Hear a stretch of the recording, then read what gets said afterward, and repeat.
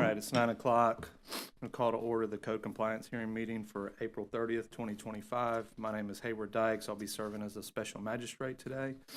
If you'll please rise, we'll do the Pledge of Allegiance. I pledge allegiance to the flag of the United States of America and to the republic for which it stands, one nation, under God, indivisible, with liberty and justice for all. Thank you. You can be seated. If you have a cell phone, I would ask that you either turn it off or put it on vibrate. There's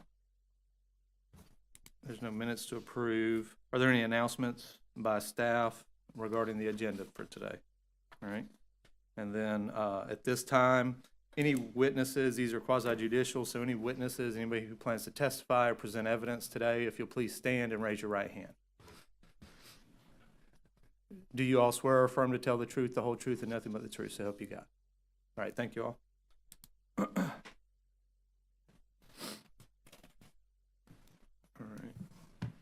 right. We have several cases. We have 4 cases on the docket or agenda for today. The first case is CE 24-00593. Property owner is listed as Kotomolo.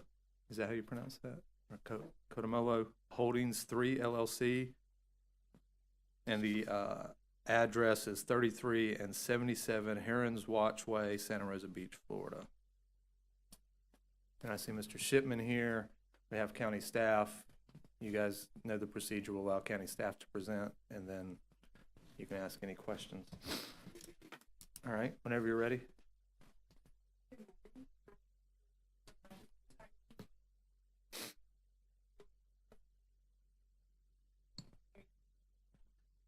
I'm Co-Compliance Supervisor Jennifer King. I will be submitting my final summary, case report, and testimony regarding case number 2400593.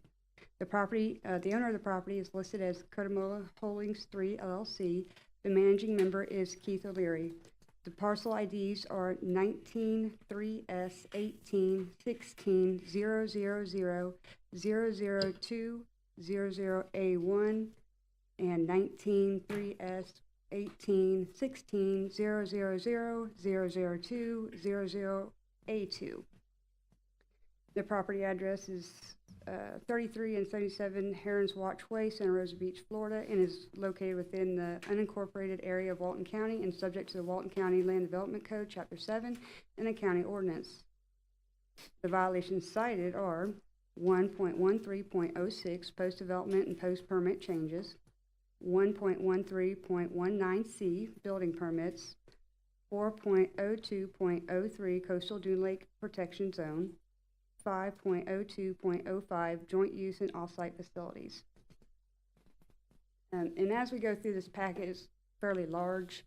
I tried to put your case report and like the property appraiser's printout up front, and then there should be, I believe, 3 packets of pictures. One's going to be the initial inspection. The second packet is going to be mainly of yesterday's photographs, but it does have a few other from follow-up inspections. The third one is going to be some aerials that are dated. It's just to try to give you a better overview, because sometimes it's because of all the objects in the pictures, it's hard to get a clear view. And it helps distinguish what was there and what has changed. And then the following documents after that are just some site plans or surveys that have been provided to the county over the years, even by Mr. Oleary. We have the original development order and a pre-app meeting notes from when the restoration of a buffer had to, from the coastal dune lake protection zone had to be restored once before. But as I go along, if you have any questions, just let me know. Well, thank you.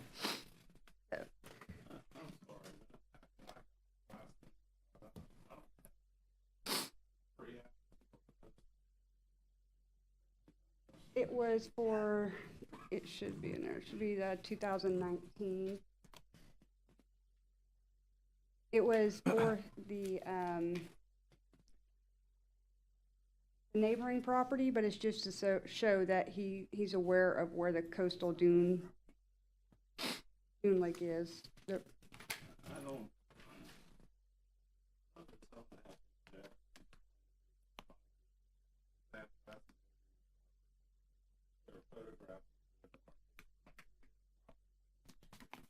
Okay. This particular. But it is a violation. I was trying to prove and show the evidence that was provided by neighbors and other officers.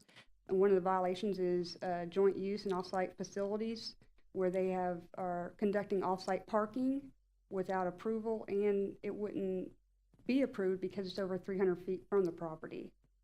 Well, I understand Mr. Shipman's concerns. I think what we can do, Mr. Shipman, is as she presents evidence, if you notice that this is a photograph of a property that's not at issue, you know, bring it up and just identify it. All I'm trying to do is wait, tell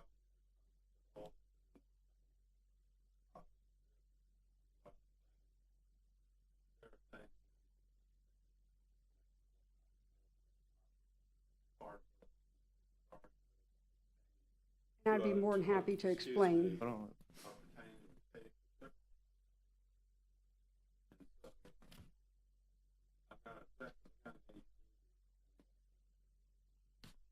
Well, I'll give the county leeway on how it wants to present the case, and if it in fact is a composite and there are things in there that you want to pull out, we can look at how we pull those out, and make those an exhibit that will mark on the record of have been objected to by the respondent that way.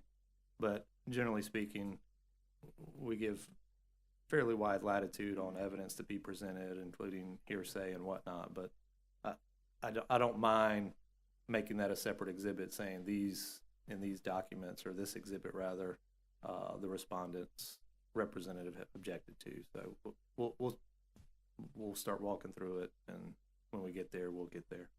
All right, go ahead, Officer King. On June 7th, 2024, this case was opened after receiving a complaint about off-site parking by the staff of the Old Florida Fish House that was causing disturbances and traffic safety issues for the residents of North Gulf Drive. The complaint also listed the expansion of outdoor seating at the restaurant as the need for additional parking. I would like to note that, and he's probably going to object, but I would like to note that case 22-00787, a property owned by F.R.E. Investments, LLC, and managed by Keith Oleary, located at 37 North Gulf Drive, was brought before your magistrate on 9/21/22. During that hearing, testimony was given by staff and neighbors about the vacant lot being used as a parking lot for the staff of Old Florida Fish House. Your magistrate found the property to be in violation and ordered the property to be brought into compliance by 10/6/2022, which it was.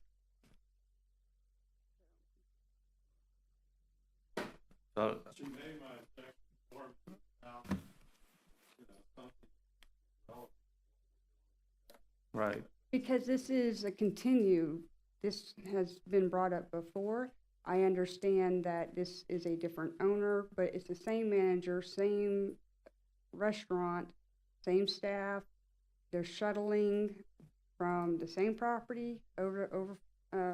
Well, if there's a new violation on the property, we can deal with that, but it sounds as though, even though there was a prior violation, it was resolved. This is fairly new to us. My thinking was if it was related. I'm just trying to show a history and that this has been going on for some time.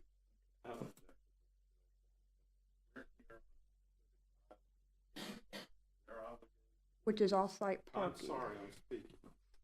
Their obligation is to present by clear and convincing evidence by here. Some other violation. People can't hear you. We're here on specific violation, not some violation from years ago. So their obligation Because again, this is penal in nature. They have to present evidence and prove the specific violation that we're here on, not something that happened years ago.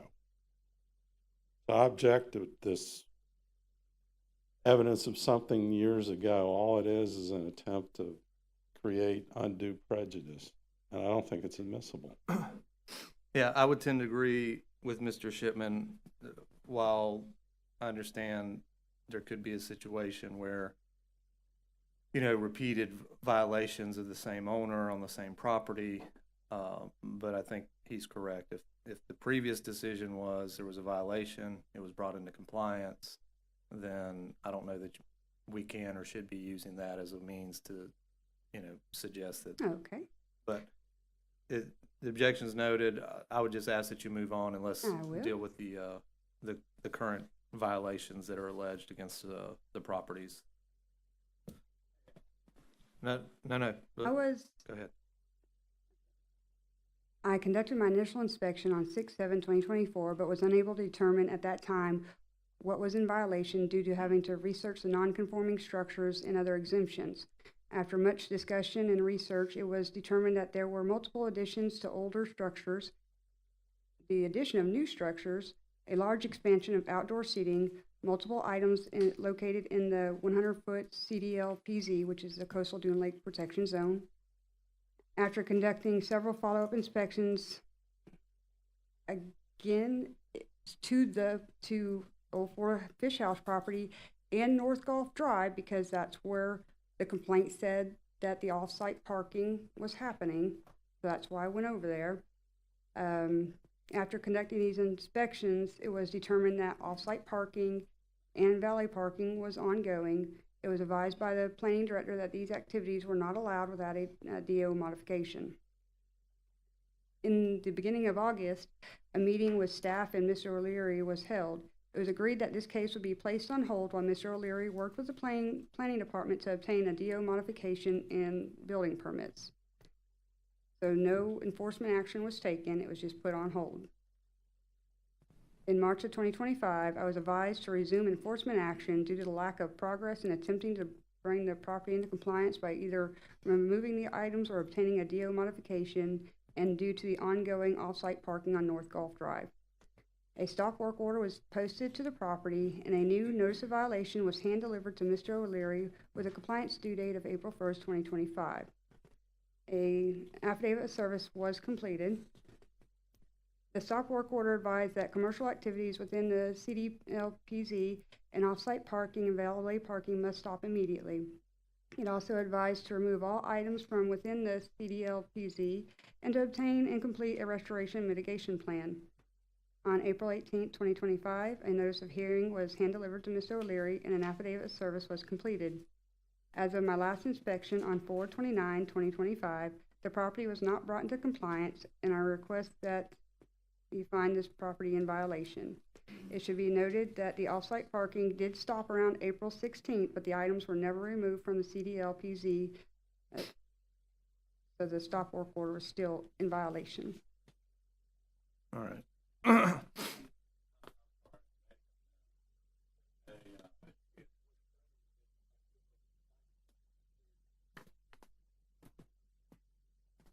All right.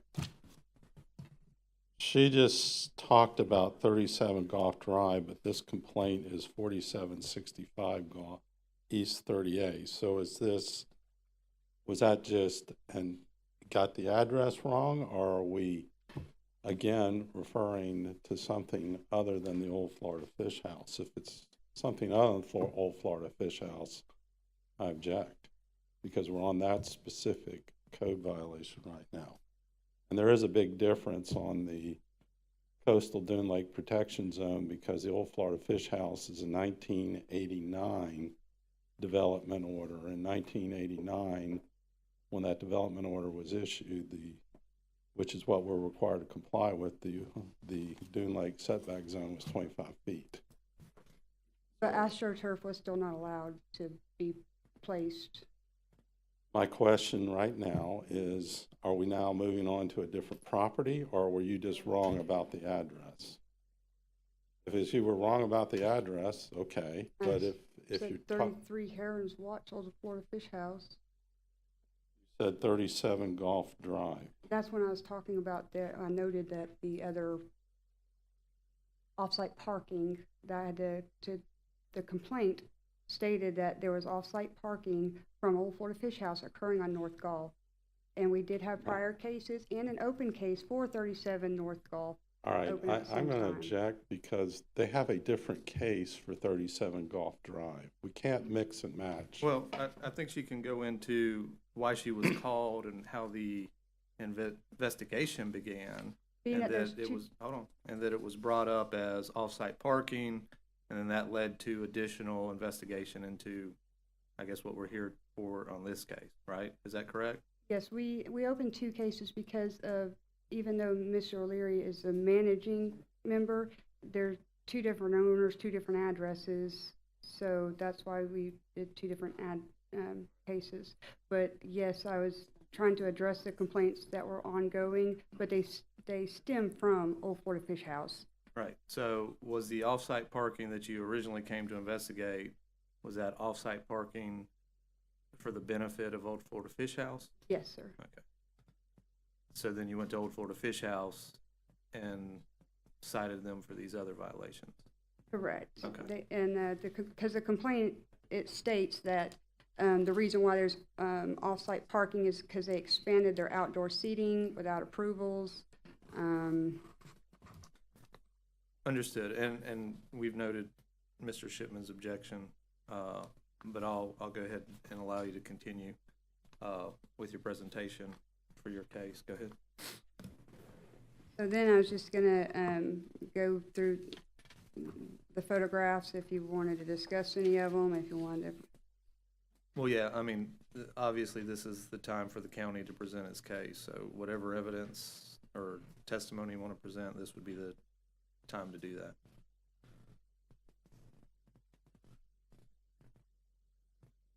So the first set of pictures was from the initial inspection, which at the time, because of the way the buffer is all done the same way, I was not sure where one property started and ended, because one would think this was the first picture was Old Florida Fish House, but it's not.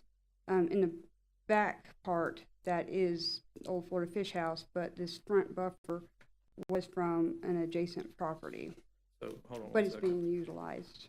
I've got 1, 2, 3,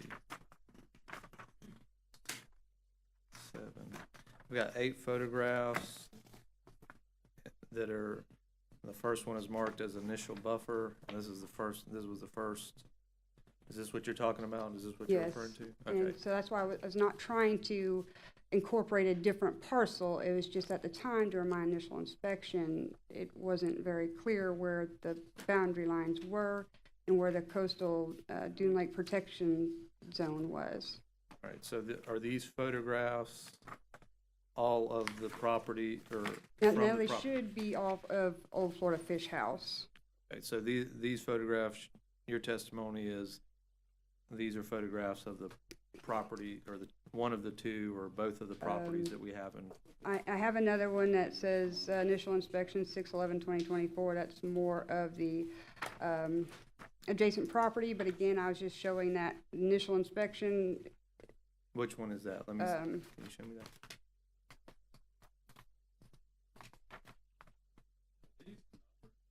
I was going to try to, and then some of them printed double-sided and some didn't.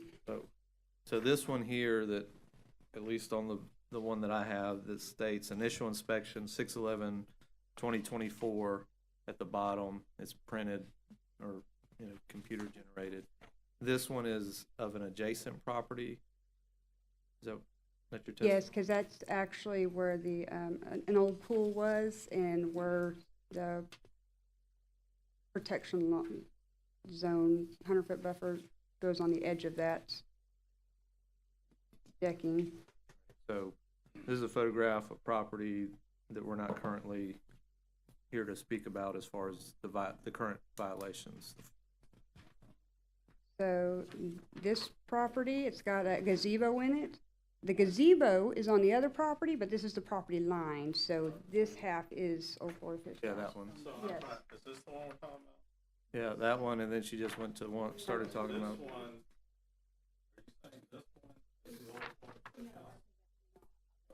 All right, so does Mr. Shipman, do you want to object to this one because this is of the adjacent property? Not, okay, so, we'll set this one aside. I'm not suggesting we won't introduce it, but it'll be over Mr. Shipman's objection. But we'll note, and the county admits that this is not one of the properties that we're here to, that we're currently dealing with in this case, so. And can I just so I can follow, what's the next one? Okay. I know.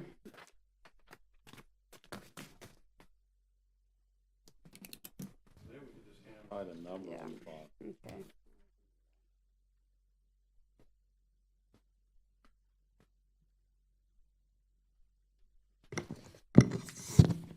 Well, but I'm trying to look at what she's doing. Here, I'm just gonna, Okay. I'm following you. this one. All right, this is one. What are you using as two? This two? I had them in an order to try to show how I was taking the Well, pictures. I mean, I whatever. know, I get it, but I'm just saying I'd done moved them, so now I was not sure what, Whatever went. order you want. I'm just Yeah, trying to get it okay. where I can follow. yes, Maybe as they're presenting. We're gonna call the number out. Well, I may end up, if you guys number any, I may just switch out and All give right. you mine and take the ones that are numbered that way. I Okay, got this one. is two. Mm-hmm. The other boat one is 3.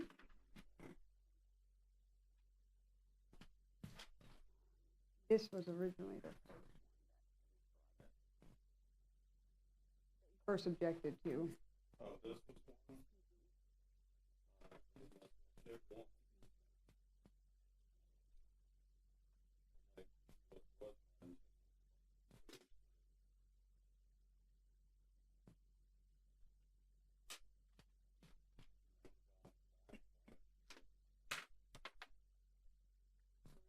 one. So that'll be.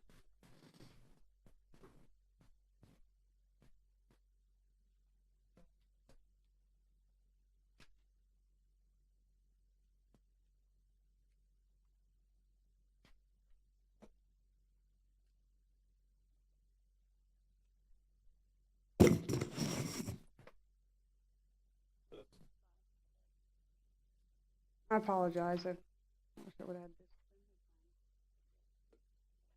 Yep. Archway 7.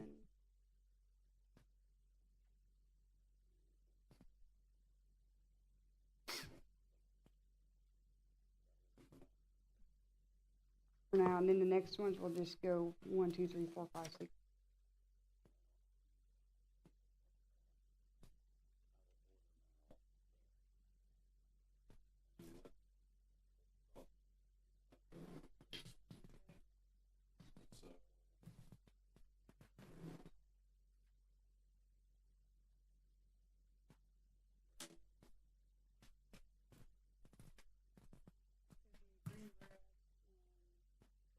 Gonna go as I was walking the property line. So we can number this and just give it to you. And I'll put those in order later.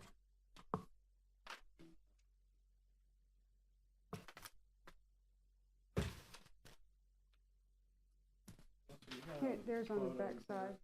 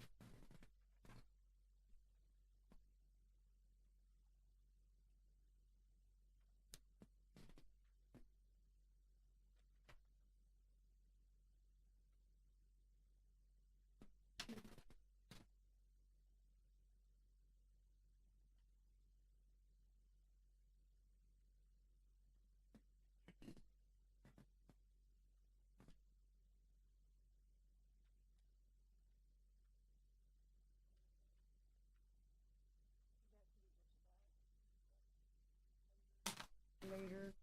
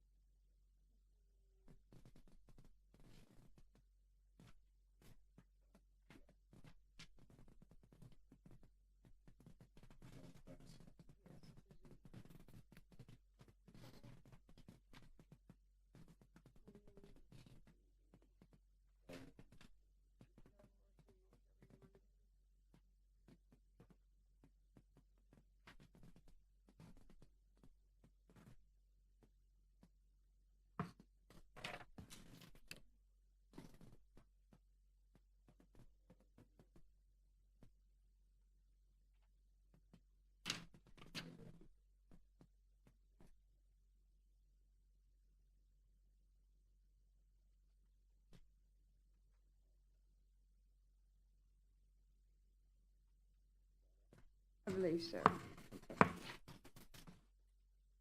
Sorry, it's just easier.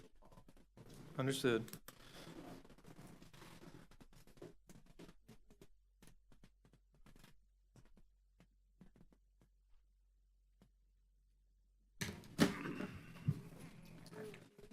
I can look off his while we go through them. Now you've marked all of them. Why don't you just go ahead and just work through that way you can reference the Okay. numbers, and then that way, because I won't keep those, I'll give those to the clerk to keep in case there's any work after the hearings today. So go ahead. Okay, so,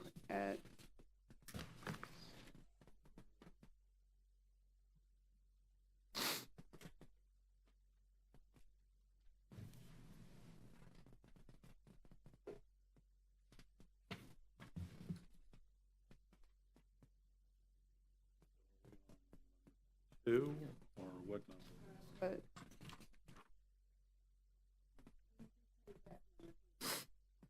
Yeah. so number 3 would be a picture of, Number two, that I object to this. Okay. All right, so can you show me which one you're talking about now? number 2, he objected to. Okay, On the property next door, it's Understood. not this property. Number 3 is going to be of the property line, and it's showing that there is AstroTurf and multiple tables and chairs in the Dune Lake can buffer. you show me what you're looking at? There's going to be a couple of those very Okay. similar. So that is marked as what? Number 3? Number 3. All right, go ahead.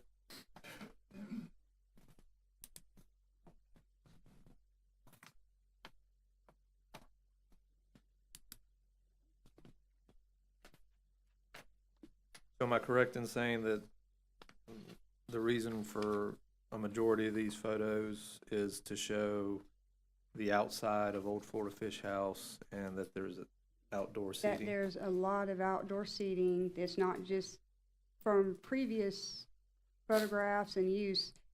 There was some outdoor seating, but very little, and now it's expanded exponentially. All right, but the overarching reason for these photos, and again, I don't want to put words in your mouth, tell me if I'm incorrect, is to show outdoors Outdoor seating. And then, I guess you mentioned AstroTurf. The AstroTurf was a big problem. It's in the coastal dune lake buffer. And based on the outdoor seating, what violation of the code does that fall under that you've Well, listed? I was advised that the extent of it would need to be approved to make sure they have adequate parking. I do understand that most of the time parking is related to gross square footage of the building. However, it's causing overflow into the residential neighborhoods. It's causing traffic issues, safety issues. Understood. So, but under the 4 that I have before me It today, is the development after the fact, or DO changes. 1.13.09C? All right. And as well as there's been more lighting installed, which would require a modification or approval by planning.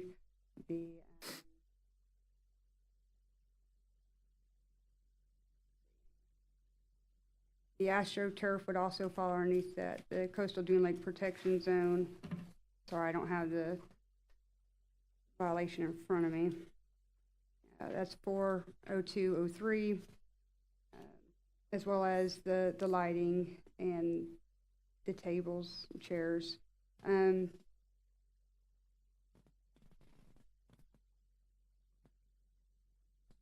So, just so I'm tracking this properly, the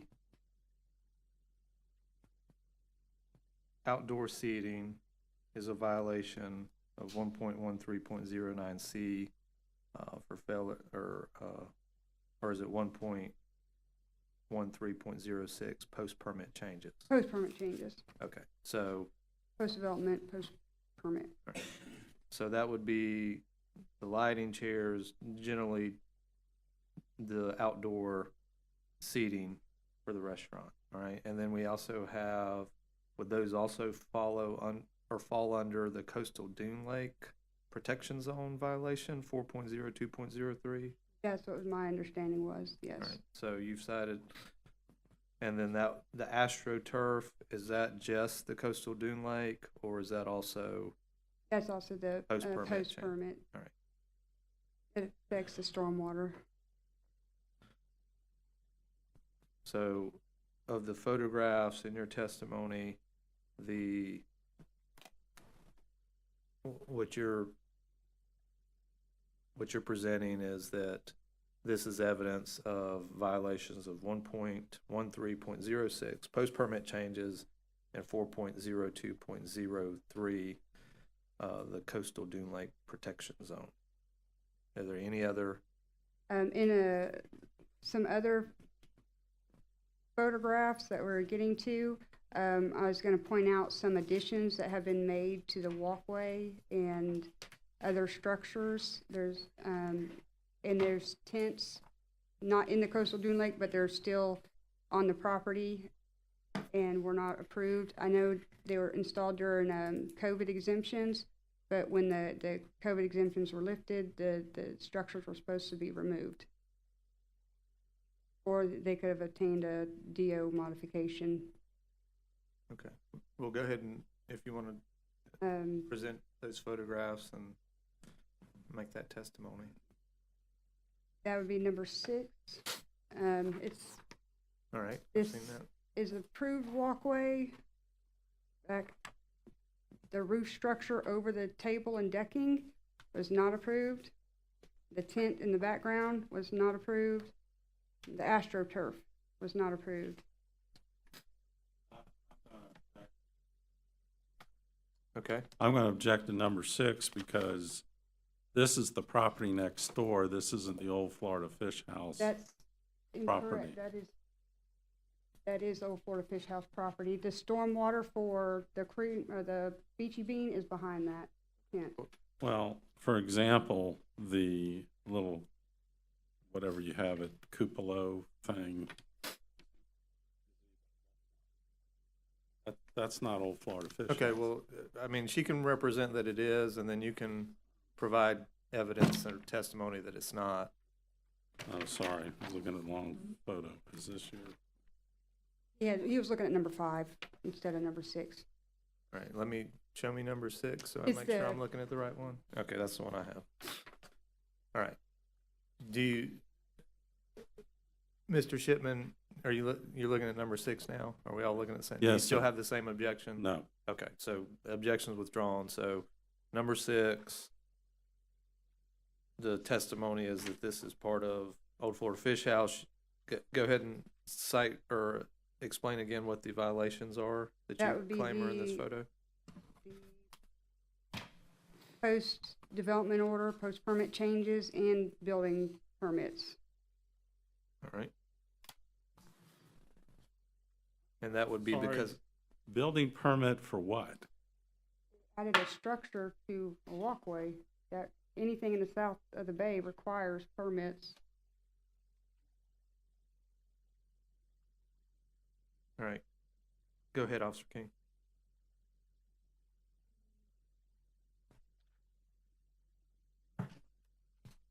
Number 8 is a photo depicting the valet parking. That is a new activity. It was not approved by a DO modification. Can you show me that photograph? Oh, I'm just so I sorry. know? It's, Oh, okay.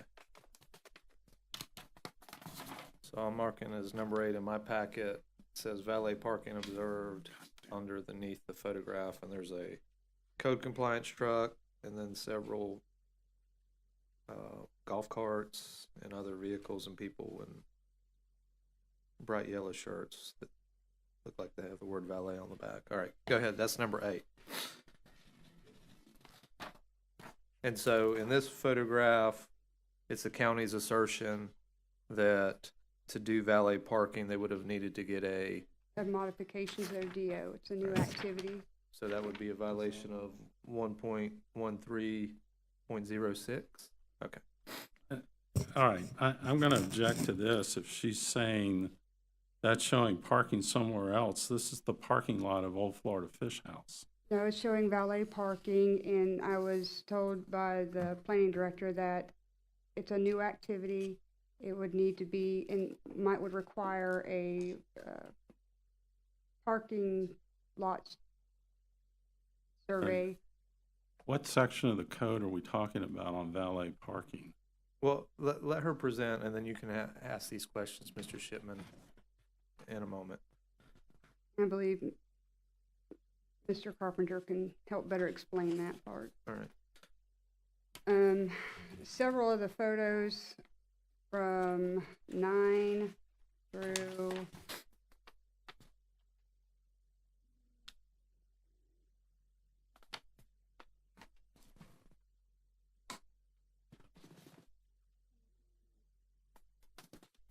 trying to make sure I list them all. 9, I'd object because about 90% of the photo is not the Old Florida Fish House. I don't even know, what's number 9? It's that picture of the grass when we were supposed to have started with. It got out of order. And I was showing when I first started taking the photos of the property line, and that is the 100-foot buffer. All right, so this is number 9. And Mr. Shipman's objecting because you said that a majority of the property in the photograph is not Old Florida Fish House. All right, go ahead. But all of the way through, I believe number 20 is mainly just depicting outdoor seating. Number 20 itself, Can you show me number 20? please? sorry, it's really dark. This one.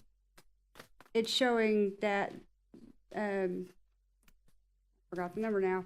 The addition to that walkway, I explained in an earlier photograph. That's the outside view of it.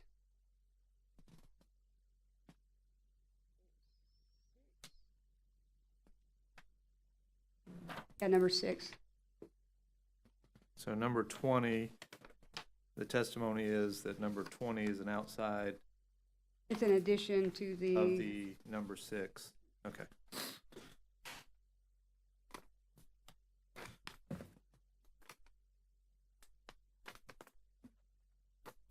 Do, yeah, number 21 is that same lean-to that's been added. And then number 22 is underneath the tent that was in the background. It's showing all the seating in the AstroTurf.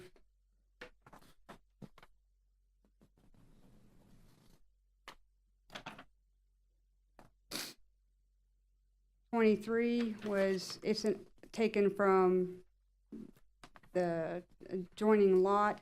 It's to show you the outside where the tent is located on the property. Yes, that's marked as 23. yes.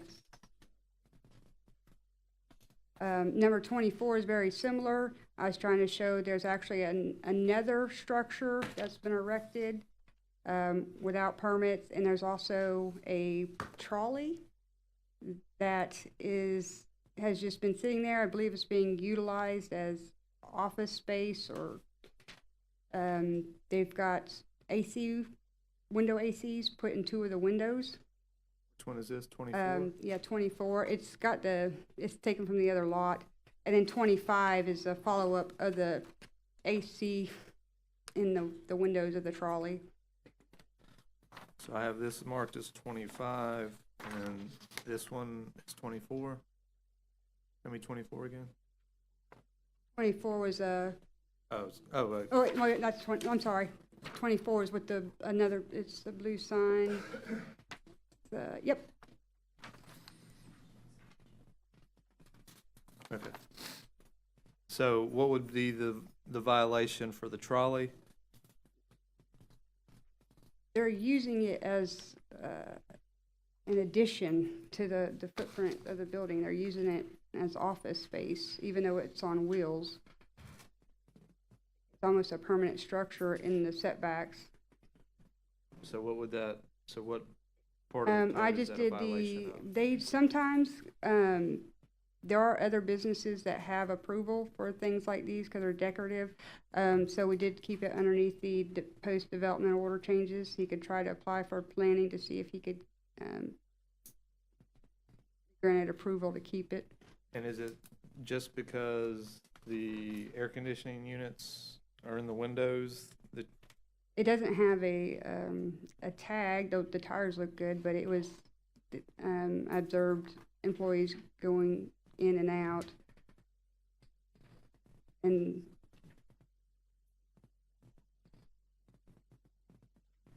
So you didn't see a tag? correct. Were you Me able and to go around?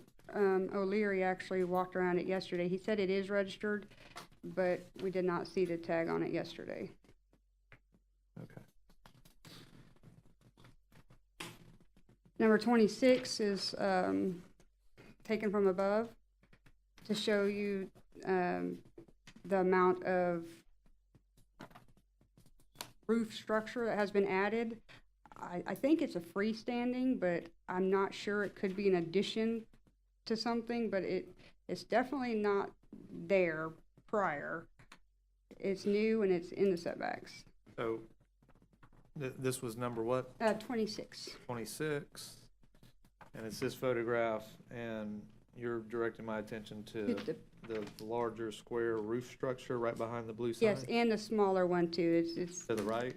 yes, it's all, I can't tell if they're connected or not, but both of them were not there before. All right, and the violations, That would be the post permits, and the building permits. Sorry, I should know the codes.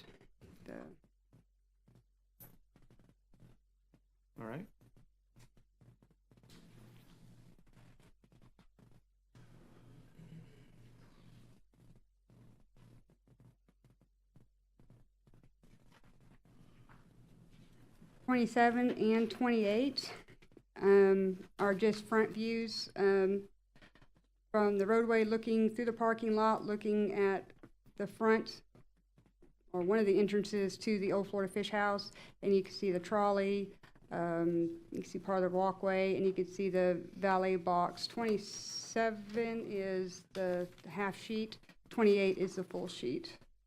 All right, show me those.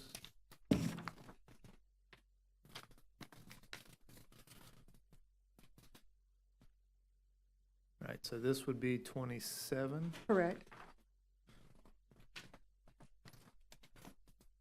and then show me 28. It's the full sheet with the trolley. Has the green and the Yes. orange markers in front. All right. And So that's there's 28. an addition to that, the blue building, which I know you can't see it in the picture, but it says valet box below it. But that lean-to in front of it, that's an addition.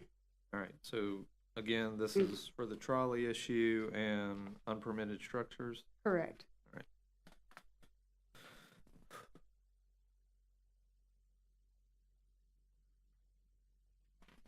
29 is similar. It's a little bit clearer picture of just the front of the buildings and the lean-to that's been attached for the valet parking stand.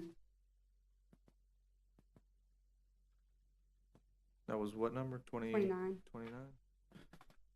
Number 30 is going to be of that same blue building, but the side of it, the side and rear, and it appears that there has been an extension on the back side, and then an addition to the extension. This is 30 Correct. with the wood, more of a close-up. And so you're pointing my attention to the, The sloping back side of that building okay, was not there before, and then there's another lean-to off the side of that, which the shelving is under, and that's also new. that little lean-to with the paint, that would need a permit? Okay, It's impervious surface area. okay.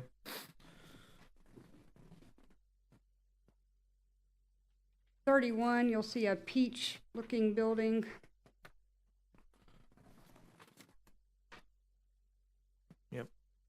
This is 31? Yes, sir. And these buildings, they were, there was 4 of them approved in 2020, but they were also supposed to be unconditioned and left that way, and now they do have air conditioners put in them, but there's also been a structure, I don't know if it's freestanding or if it's been attached to that peach-colored building. Okay. 32, Well, hold on, so 31 would be post-permit changes? Or was this, and was this peach building yes, that, unpermitted? no, I believe the peach one was permitted. There's a little attachment to it, the addition. Talking about the little lean-to, looks like a little Yes. door facing in the Yes, sir. foreground? Mhm. Okay, so that would need to be permitted? Sure. That's a 113.09C.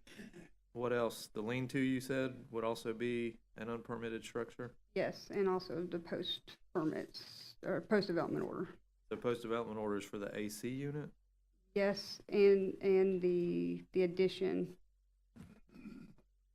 Okay, because they'd have to get planning approval first before they can get a building permit. so the AC is just the post-permit, but the other structures would be Correct. post-permit changes as well as failure to obtain building permit. All right, understood. 32, going to be taken from within a vehicle.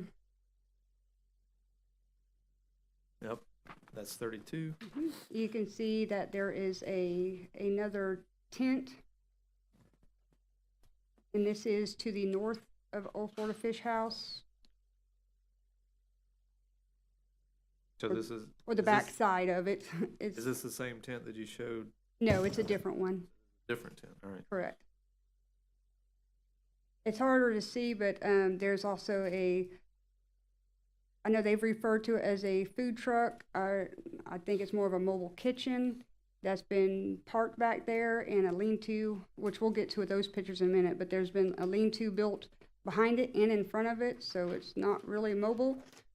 But they do utilize that kitchen, and I don't know if it's ever been permitted. I have not seen any documentation. So for number 32, before we move on from that, that's a violation of, The post-permit.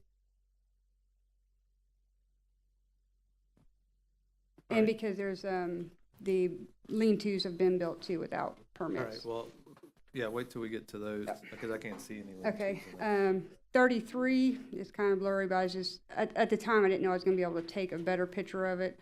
But this is, I was trying to show that there's a lean-to built in front of the food truck or mobile kitchen, whatever you wanna call it.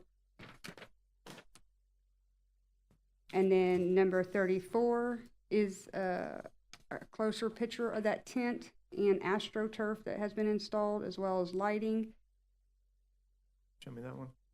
Sorry. So that one's 34. So 34 is a violation of post-permit changes. Anything else? No, I think that's all. 35 is gonna be of the food truck, and you can see the lean-tos that are built in front of it and behind it. And again, the AstroTurf and the tent. So anytime you reference the AstroTurf, Gonna that would be, be post-permit. Would that also fall under the Coastal Dune Lake Protection Zone this or no? one we are unaware because, trying to look at aerials and get your bearings while you're back there. It'd be close. I can't definitely say it's not, but I would not, I can't say that it is in there. But there's also a 300-foot coastal dune lake buffer, and being that their parking lot is impervious, this would make them over the 40 or 50% that they're allowed to impact. All right. 36 is going to be the other end of the tent and another structure that's been built without permits. Or actually two structures. There's like a serving area and then a covered walkway. What number? 36? 36. All right. Show me 35 again. I might have mismarked one of mine. 35 was of the food truck.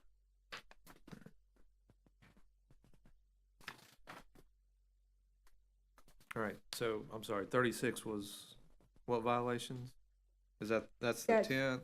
It, I see a corner of it, but we've already addressed that, so what right, else? and now there's two structures, again, post-permit and building permits. Okay, 37 and 38 are basically showing the same structures at just different views. show me. Which one's 37 7? is just a little serving area, yes, sir. And then 38 is gonna be just the end of that serving area and then the covered walkway.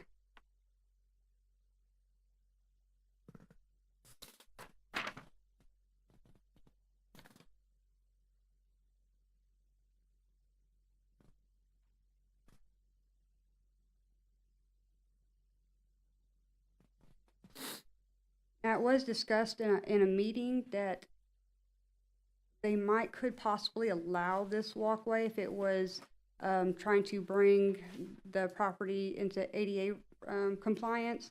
However, the end of that walkway goes on to the AstroTurf. It doesn't follow the walkway. You're talking about this walkway here? Yeah, so the covered part that there's no permits for or approvals, they said it, we were saying that if it was to help bring the building into compliance for ADA regulations, maybe they could possibly keep it or get it permitted. However, the walkway extends out into the middle of the grass, or used to be grass. Okay.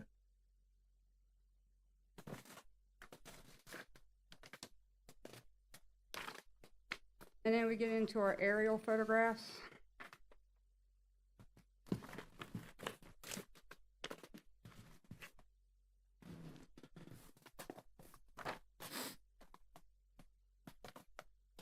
what are these marked? 2016 is gonna be number 39. 1 second.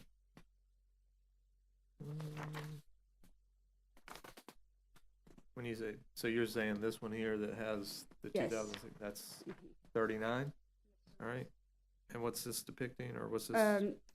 I was trying to provide evidence so you could put the aerials kind of side by side to see the differences in the structures I have pointed out in the other photographs, how they correspond on the property. So is For there reference anything points. in this photograph that No, it's just, is a violation, or that you it's claim is a actually showing violation? how there is very little, if any, outdoor seating. Yes, the approved buildings were there, but they were limited in their footprint.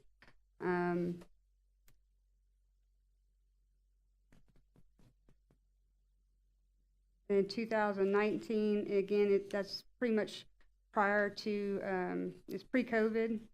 So then between 2019 and the next photo, I think it's 2021, is when you start seeing the differences. Number 40 has writing on it, Yes. and I'm going to object to the admissibility of the writing. Writing is that? It's my writing, sir. I was trying to point out what we would look at in the photographs. All right, so this is number 40, Yes, the sir. one that has the, I'll allow you to, I guess, testify to the writing. You know, your Yes, testimony is that that's your writing. So when you compare number 40, the 2019, to either 41, 40, it's going to be the more recent photographs, such as 2023's, Hold on, 2021. which one's number 21, or I'm sorry, 41? 41 is going to be wrote in as 2021 at this top corner, and it says, yes, I believe that's it. So 41 and 42, they're the same picture. One's just a little bit more zoomed in to see if it would help. Sometimes it makes things blurry, so that's why they're both in there. All right. Well, tell us about the relevance or the reason you wrote your handwritten notes. Okay, so I'd also kind of put little black dots on the pictures where you can kind of pinpoint things that are different. I said, you know, you could tell there's no astroturf. There was no roof structure attached to the rear of the building. I didn't put attached to the rear of the building, but that's what the roof structure I was talking about, and covered walkway in the rear of the building. I said there's no additions to the walkway that connects to the front door ramp. There were no tents, trolley, or mobile kitchen, no additions to the smaller utility/retail buildings. So, is it the county's position that the structure shown in 2016 was compliant to your understanding as far as To my building understanding, code, everything else? Okay. to And my then understanding, so yes. 2019, we start noticing changes. and where are the changes at? that you want me to look at? Well, and 2019 too is showing that, again, there's still no real outdoor seating. And to mark that, again, there was, at this point in time, there's still no trolley. And there's, so I guess the differences would really come in at the next sequence of photographs. Okay, so your handwritten notes on 40 are probably more relevant for one of the later pictures? Correct. Okay, well, let's go through that. We'll note that Mr. Shipman has objected to your handwritten notes that are on 40 at this time. Go ahead. Like I said, 41 and 42 are the same pictures. And is there anything in 41 or 42 that you can point to that would be a current violation or that? Yes, so we have the tent marked, the addition to the front door ramp marked, the large roof structure that was previously shown in a photograph from above. The mobile kitchen or bus was actually parked in a parking lot. And then there was some additions to the outbuildings, which I guess is now like a storage building, that blue building in the previous photographs.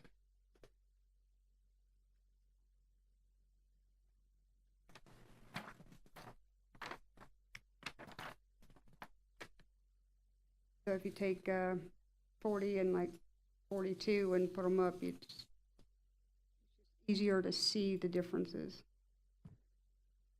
Okay.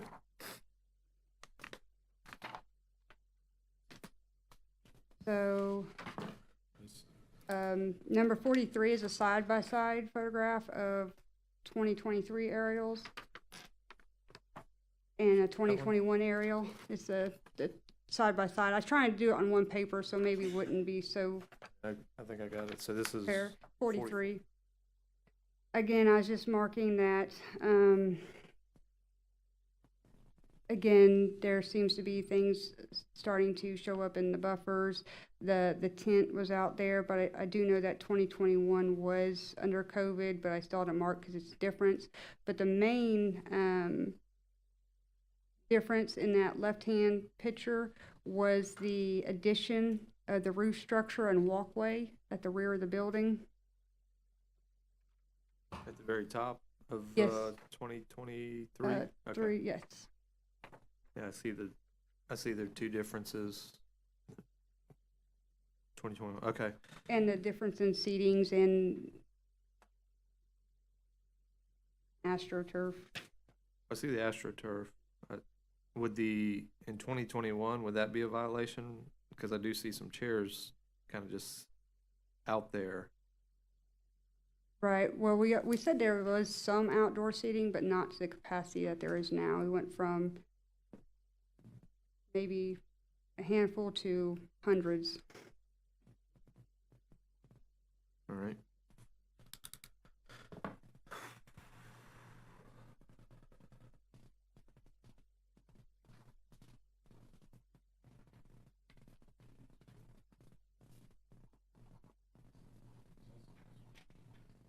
Um, 44 and 45, again, they're the same Oh. picture. 1 second, Yeah. just so I'm clear. Oh, sorry. Where would is Old Florida Fish House property, does it end Yes, somewhere it is. before this other building or beside it? does. Okay, so where would I? You see on the left-hand side, you can almost see the shape of the boat, and then there's a shade, sunshade, and then it's a flower bed or planters below it. Okay, so uh, here? Yes, that's like the property line. Or Okay. thereabout. So all of this seating, is this part of, It's supposed to be for his other parcel, but he utilizes it for Old Florida Fish House. but is it one of the parcels that's referenced? that On we're- this case, Yeah. no. Okay, so I need to look from here up, Right. all right, and not here down. All right, that's what I'm trying to make sure that I'm looking. Okay.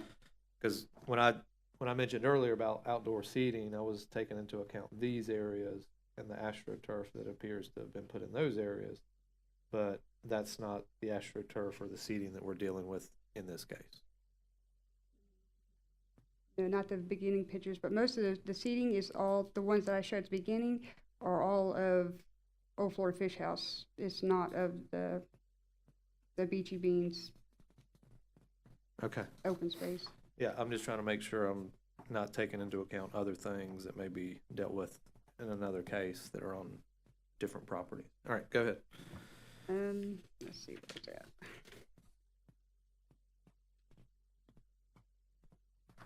I think we're on 44 and 45.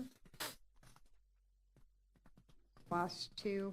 It's, again, these two are the same picture of 2023. It was just trying to show the difference. You can see the tent to the north of the building, the walkway to the north of the building, the addition to the ramp, the tents, the multiple other additions to the other smaller buildings, the trolley. So show me with 44. And then the 45 is the zoomed in one. Okay, I got those on one page, so 44 and 45. All right.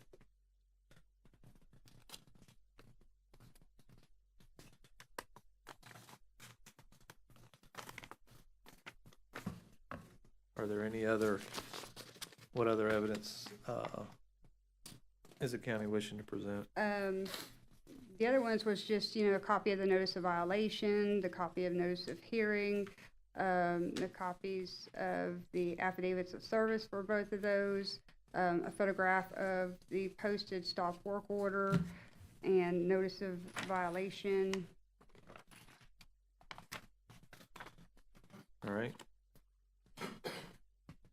There was a code case detailed activity report, what we generally include in all our packets. I have a copy of the property appraiser's information for both parcels.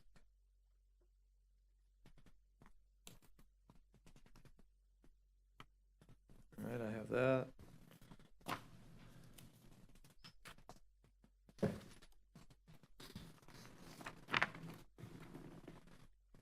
And then the others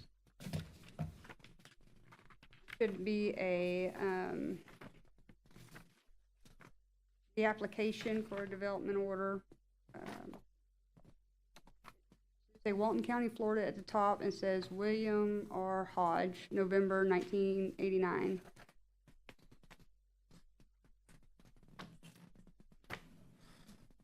All right. You're talking about this one? Yes. And then about all the documents that are, Yeah, those are just, again, the attached approved development order for Bayou Bills Crab House on Eastern Lake, which was the original approved development order. It's very vague in the information, but it's just trying to show that we did find it. Some other relevant documents were just, the notice of commencement for the building.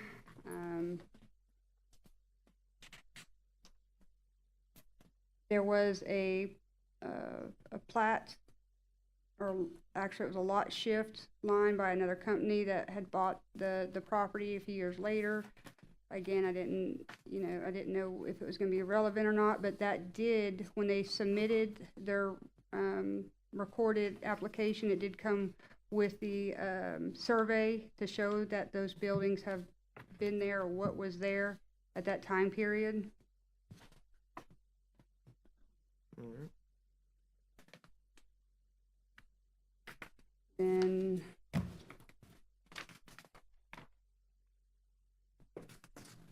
the other site plans and surveys, again, are just to reference, trying to see what buildings were there, where they are located. Some of these were actually from Mr. O'Leary's development orders or applications for, at one time he applied for a clearing permit that was denied, but he had a site plan. He had applied for a walkway at one time. I believe it was denied as well. But that's where some of these documents came from. I was just trying to show more current surveys to show buildings, that were still there compared to previous surveys and site plans.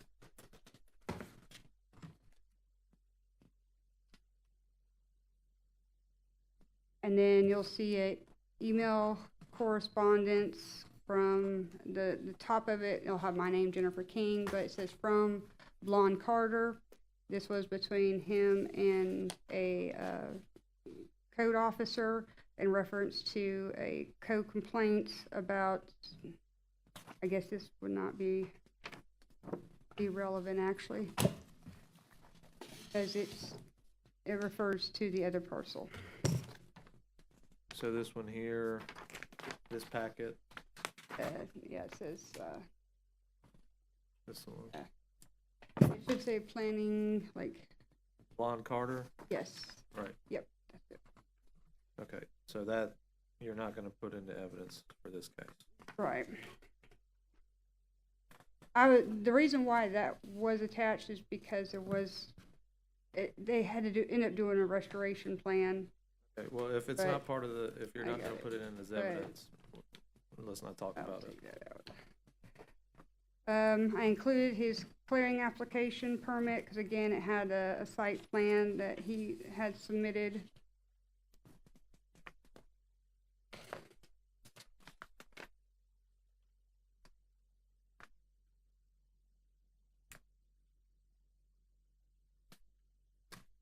And the blown up, dark shaded site plans were from his applications for a covered walkway.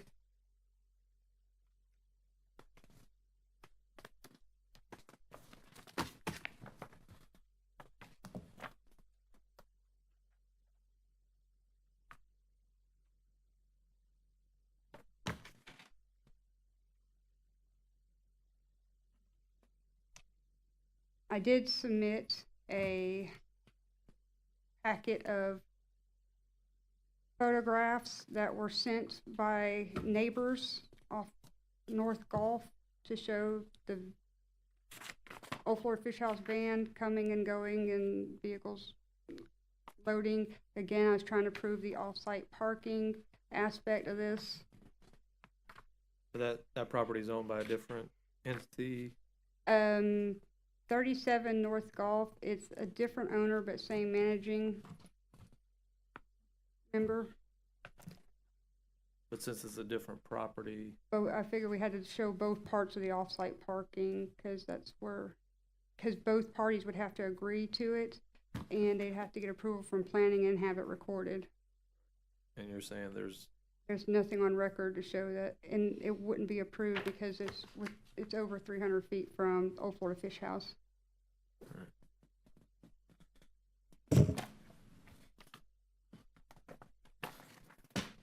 anything else? Officer King, You'll see an advertisement for Old Florida Fish House where they're advertising for the Charles Easton I'm sorry. event. Tell me Oh, I'm what sorry. you're looking at. All right, show that to Mr. Shipman. I've seen it. Okay. What is this? And the Great Blue Heron Festival. Those were outdoor events that their permits were denied, but the event was held anyways on April 26th. So you have record that an application was put in for the event, but that it was denied, and then is Correct, that supposed to show that the event occurred regardless? correct. And then there was just, I included the emails, I can't say if it's a complete record, but from another neighbor, Mr. Dodson, who was good about showing photographs, including photographs. And finally, the last document is the pre-application meeting for December 11th, 2024. Up until that time, I have no indication that anything had been turned in or submitted to planning in trying to bring the property into compliance. There was another pre-application meeting held, and originally was scheduled as Old Florida Fish House, and we did discuss Old Florida Fish House in that meeting. However, they decided to use that pre-app meeting for another property, since they already had this one on record. I'll cover it by cross, never Okay. mind. All right. I believe that's all. All right. So you went over several things. You want to put all that into evidence? All right. So just so we're clear, the photographs that the county wishes to put in are 1 through 45? Yes, in the other documents too. Right, so we'll put in as a composite the photographs as Exhibit A for the county, 1 through 45. Mr. Shipman had an opportunity to help with numbering. I know he made some objections. I'll allow him to specify on the record any additional objections to the photographs when he's questioning you. And then the remainder of the packet, I guess we'll mark as composite Exhibit B for the county. And then I'll allow Mr. Shipman to question you on anything or make objections as he goes through his cross. All right. So, Officer King, does that cover all the evidence that you wish to put in at this time on behalf of the county? All right. Mr. Shipman?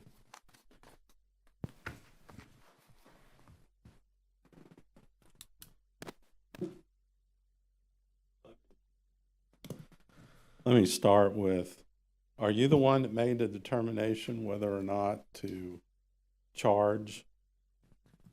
I'm going to use the old Florida fish house. When I use that term, you understand who I'm talking about. Are you the one that made the decision to make the charges that are the result of the notice of violation? Ultimately, yes, after discussion with my superiors and Mr. Carpenter. Okay. What input did Mr. Carpenter provide you? Helped with the direction of the non-conforming use, what could be allowed, what wouldn't be allowed, the activities that would be outside the non-conforming. Did you, well, before I get into that, I want to start with a few quick ones. First of all, the event that you had the email on, was that, did you charge them for not having a permit? Is that what it's about? No, I just wanted to show it on record that there are events being held without permits on the property as well as all these other violations. So, well, we're talking about those two particular, because that's the only thing you brought up, correct? Okay, those two ones, you're saying that you did a code violation on Old Florida Fish House because you said they didn't have a permit, correct? They don't have building permits or a food truck permit. No, please stick to my question. The two events that we had the email on, the whole purpose of your violation or basis was you said they did not have a permit for those two events. That's correct. Okay, now, the requirement to have a permit, did you review the statute, the ordinance? I believe it's 4.27. 2008-19, section 4.27, the county ordinance on permits. Did you review that? Not recently, no, I have not. Well, did you For review outdoor it events. before doing a code violation I on didn't my actually client? violate that. I was just showing that events were being held when there was a stop work order in place, and with had extended this case out, trying to give Mr. O'Leary more time to come in compliance, and yet he has not come into compliance and actually started doing other things like holding outdoor events or leasing his property to be held for outdoor events. Do you agree that in order to do a code violation, you must have a violation by the property owner of either an ordinance or a land development code or some sort of county law? I agree. Okay. So if an event is being held on a property and your position is they didn't have a permit, shouldn't you review what are the exceptions under the county ordinance for a permit? Yes, but the information I had said that they had selling tickets, it was outdoors. I'm asking about the specific event. I do not know the Do you know what the exceptions. exceptions are under the ordinance? Not at this time. Do you know if the ordinance, specifically subsection 4.27, paren B, paren 3, exempts from permit requirements events that are for religious organizations, private schools, charities, or political events?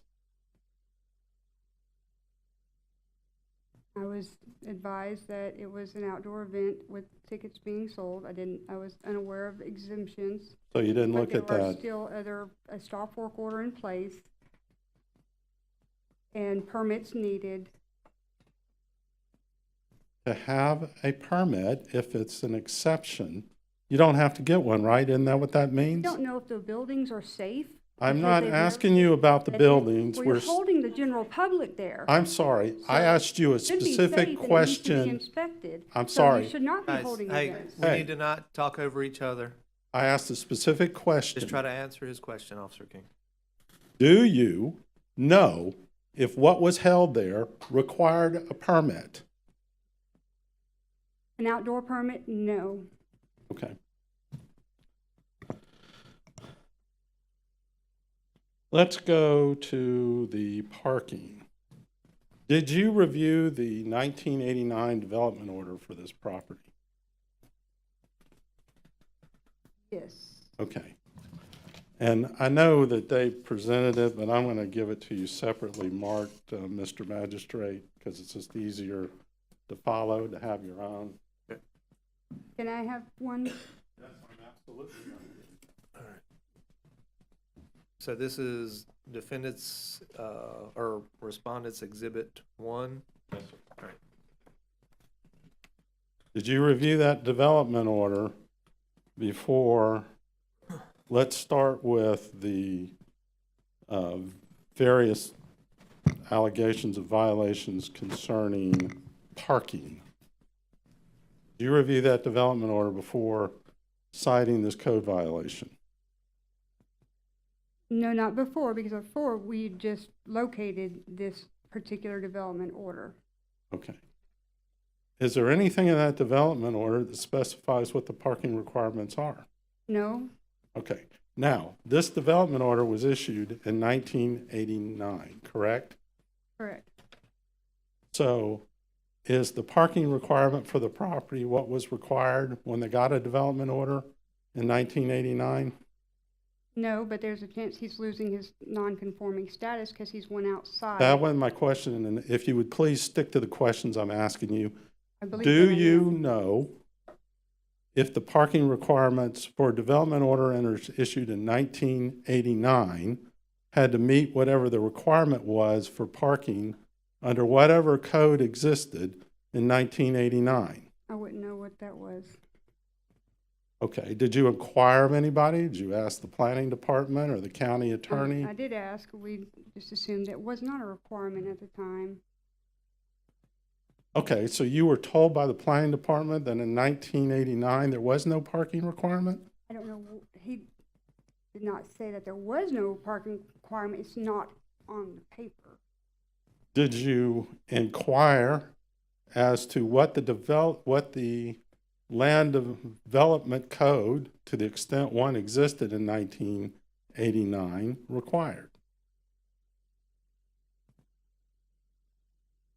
Spoke about it. I don't remember asking that exact question, but I was advised by the planning director that they had stepped outside their non-conforming use by expanding so much that, and going off-site to park, that they would need to Well, let's come in get for a modification. what the parking requirements are. How many parking spaces are required to be at this restaurant? That was actually a request made to Mr. Oleary to provide that information. We, at the pre-app application meeting, we advised, he could figure out how much his parking lot could hold, and then we could talk about how much outdoor seating he could have after we accommodates for his square footage indoors and his staff. That was my question, because you have charged Mr. Oleary or his corporation with a violation the Land Development Code that is penal in nature, meaning you're asking for him to be punished. So you have to prove this by clear and convincing evidence. What did you do to determine how many parking spaces are required to be there? I did not do, that is not my determination to make. Okay. Well, did you get whoever's determination required them to make it tell you how many parking spaces had to be there? That would be up to the property owner to produce that. The property owner is supposed to tell you He how many. increased his Let me finish the capacity. question, please. The property owner is supposed to tell you how many parking spaces his development order required? No, when he stepped outside of his development order and was requested to provide that information, Do you, in order to charge him for not having adequate parking, do you have to know how many parking spaces he's required to have?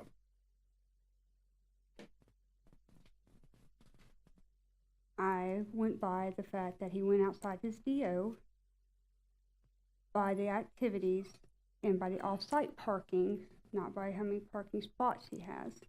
Okay, so we're here, as I heard as we go through the photos, one of the biggest things was he didn't meet the parking requirements for his building or whatever he has out there. But yet you can't tell me how many spaces that is. Not the exact number, but he should have to have them on his property and not in a neighboring residential area.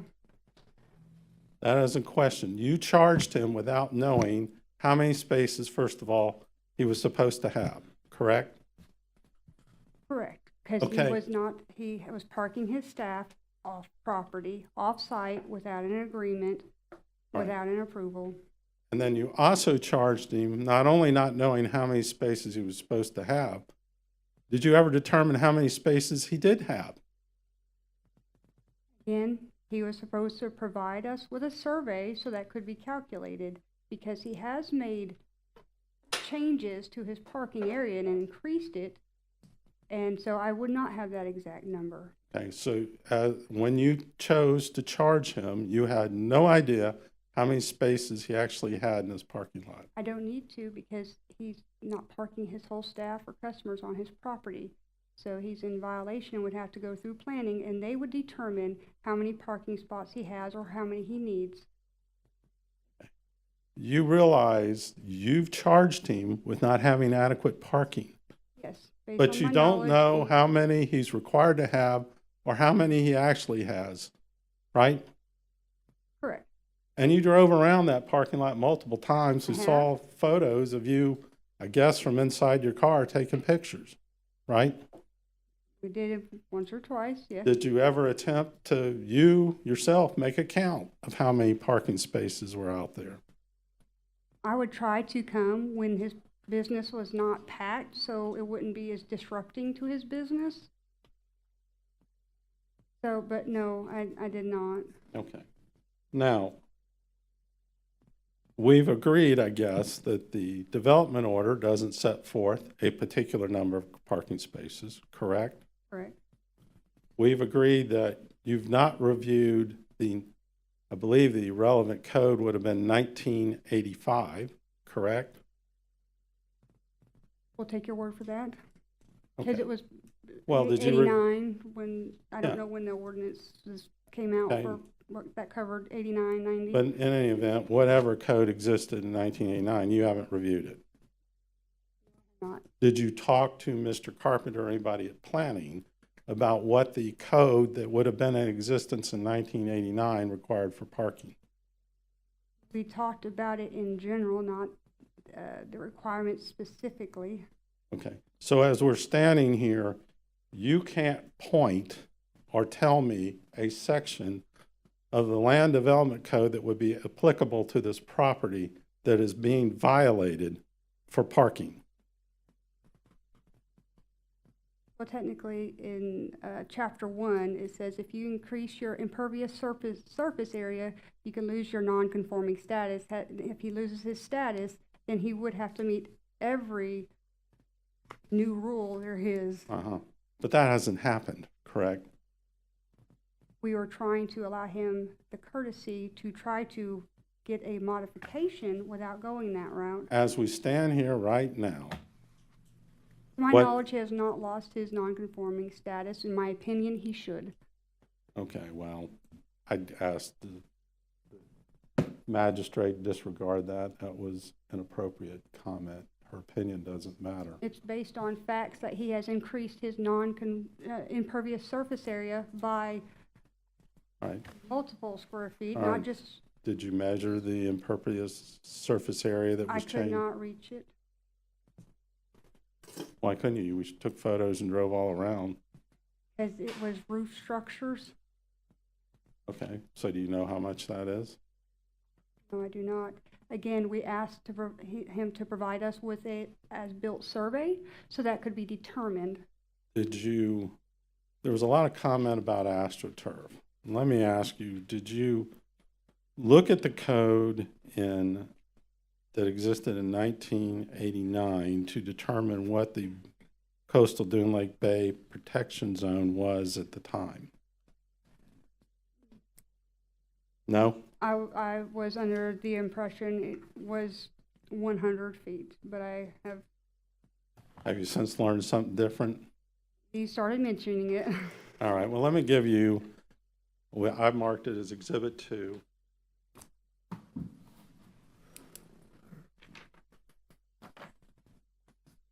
This is a section of the code that existed in 1989. It's the 1985 code.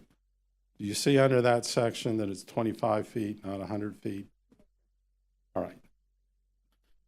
Did you find on the Old Florida Fish House property, not the property next door, the Old Florida Fish House property, did you find any AstroTurf within 25 feet of the ordinary high water line of this coastal dune lake? No, I did not. So applying code that was in effect when the development order was issued, there was no change in the Dune Lake Protection Zone. There is lighting in the 25-foot.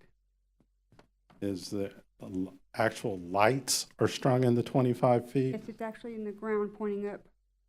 They're in the ground within 25 feet of the ordinary. Did you determine where the ordinary high water line is on that dune lake? Almost in the light is almost in the water. One of the photographs we have, the site surveys, does actually show the mean water high line. So if you'd like to give me some time, I could probably locate it and verify if that lighting is in. We're here on this code proceeding today, and you've charged him with this. So did you make that determination or not? I believe it is, yes. Did you go out and locate the ordinary high water line and measure the location Oh, of I this? went off the surveys provided. Does the survey show the light? It does not. Okay, so the answer is, while you may think there's a light in this 25-foot coastal dune lake setback zone, you don't really know because you never measured it. Not with 100% certainty, no. Now, you said the parking was impervious. Isn't this parking lot gravel? Compacted with gravel. Did you ask the county engineer or somebody to give you an opinion as to whether or not this is impervious? We were at the pre-application meeting. We did discuss possibly not being able to do anything with that because it goes over the amount of percentage allowed to be cleared of the 300-foot buffer. But that 300-foot buffer didn't exist when this parking lot was built, did it? I do not know. Well, I just gave you the... That's what I didn't know if it said anything about the 300-foot. Do you know when the 300-foot coastal dune lake buffer was enacted? No, I do not. Did you inquire of anyone about that? I went off the surveys and site plans provided. So as we sit here right now, you don't know when this development order was issued, whether there was anything regarding a dune lake other than this 25-foot setback. Correct. Okay. You do realize that this actual building, the entire building, is within the 300-foot setback. Yes, I do know that. So does that not tell you something about what existed back when this thing was built? I mean, does it? Yes, it does. There are exceptions to every rule. Or maybe there wasn't a rule back then, Correct. and you don't know, I do and you not know. charged him without looking at that.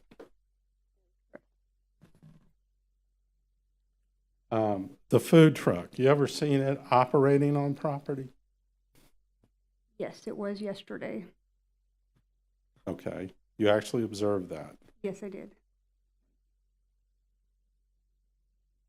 You agree that there's nothing that prohibits him from just parking his food truck on his own property, do you?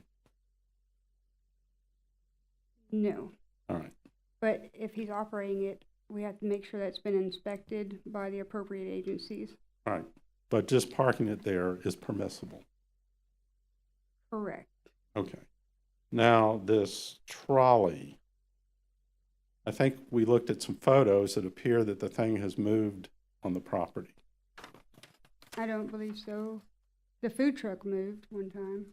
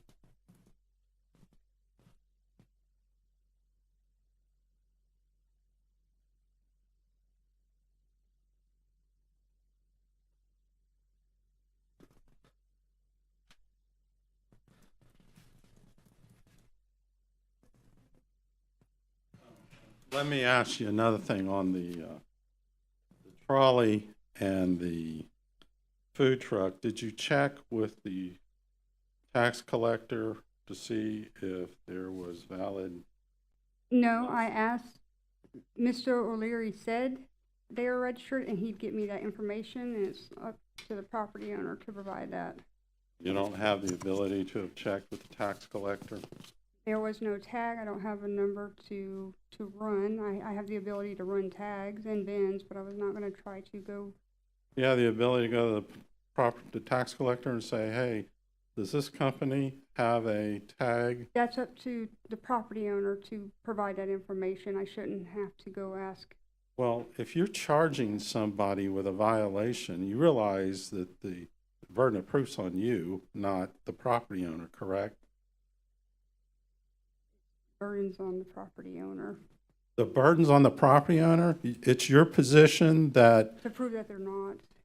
your position is that a code violation, the property owner has the obligation to disprove your allegations, not the other way around. I have to prove that there is a violation. He's got to prove that there is no violation. He's got to provide documentation if there is something.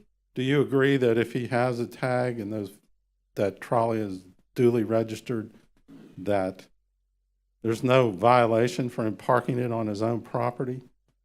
It's parked and has been sitting in the same place for over a year. Is there a county ordinance that says, And it's being used as storage is there a county ordinance or that, office space. is there a county ordinance that says you can't park a vehicle on your own property and leave it sitting there for a year?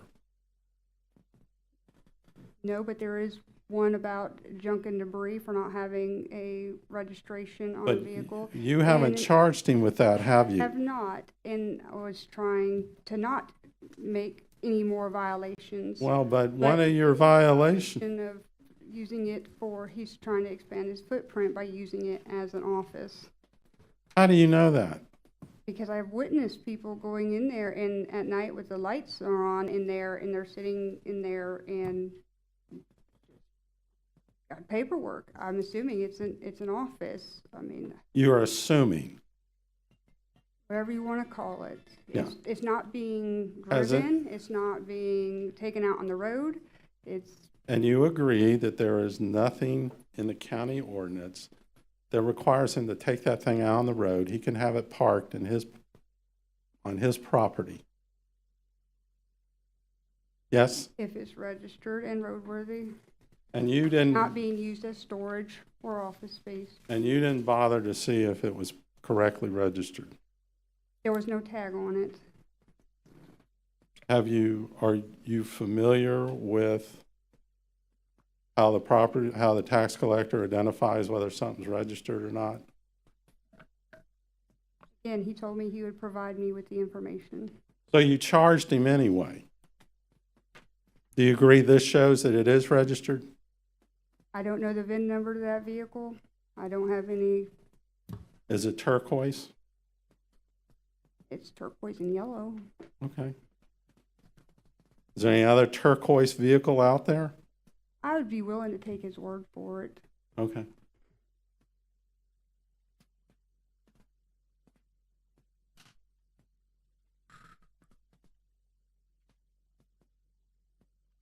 Now, let's talk about outdoor seating for a moment. Is there anywhere let's start with the 1985 code that talks about outdoor seating and limitations on outdoor seating? Not that I'm aware of. And you agree these pictures that we looked at, those are all movable chairs. This isn't where we built some permanent benches or something that are stuck to the ground. Not see any, no. Okay. Is there anywhere in the 1985 code that limits how much you can do on movable chairs? Not that I'm aware of. Is there anything in that development order that's Exhibit 1 in front of you that talks about how much outdoor seating you can have? No. Let's even go to today's code. Can you tell me what section of today's code regulates movable outdoor seating? Not. Okay. Can you tell me anywhere in today's code that requires you to count outdoor seating for purposes of determining parking spaces that are required for a restaurant? Not specifically. Did you inquire of that before you I spoke, violated my client? yes, I spoke with Matt Carpenter, who could explain it better than I, Well- about the process and why we took the action, because it's going outside and expanding on the original development and at the time, Right. Well, let's go to that development order. Here. Anywhere in that development order that talks about seating at all? No. Anywhere in that development order even talks about the square footage? Okay. So when you talk about development, you're talking about the actual development order on this property, correct?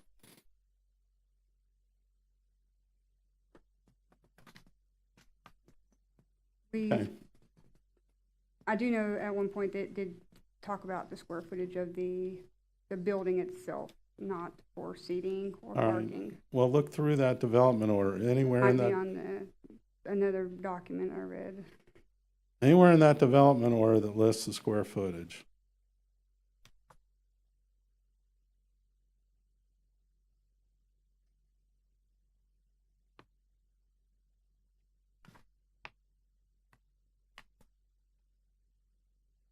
Not seeing any. Is it fair to say that back in 1989, county didn't do a whole lot when somebody wanted to develop their property? Okay. In fact, do you know if in 1989, and if you don't, that's fine, but we didn't even have a comprehensive plan back then? Right, I do not know when those come about. Okay. You agree that they didn't have to comply with something that didn't exist? Correct. All right.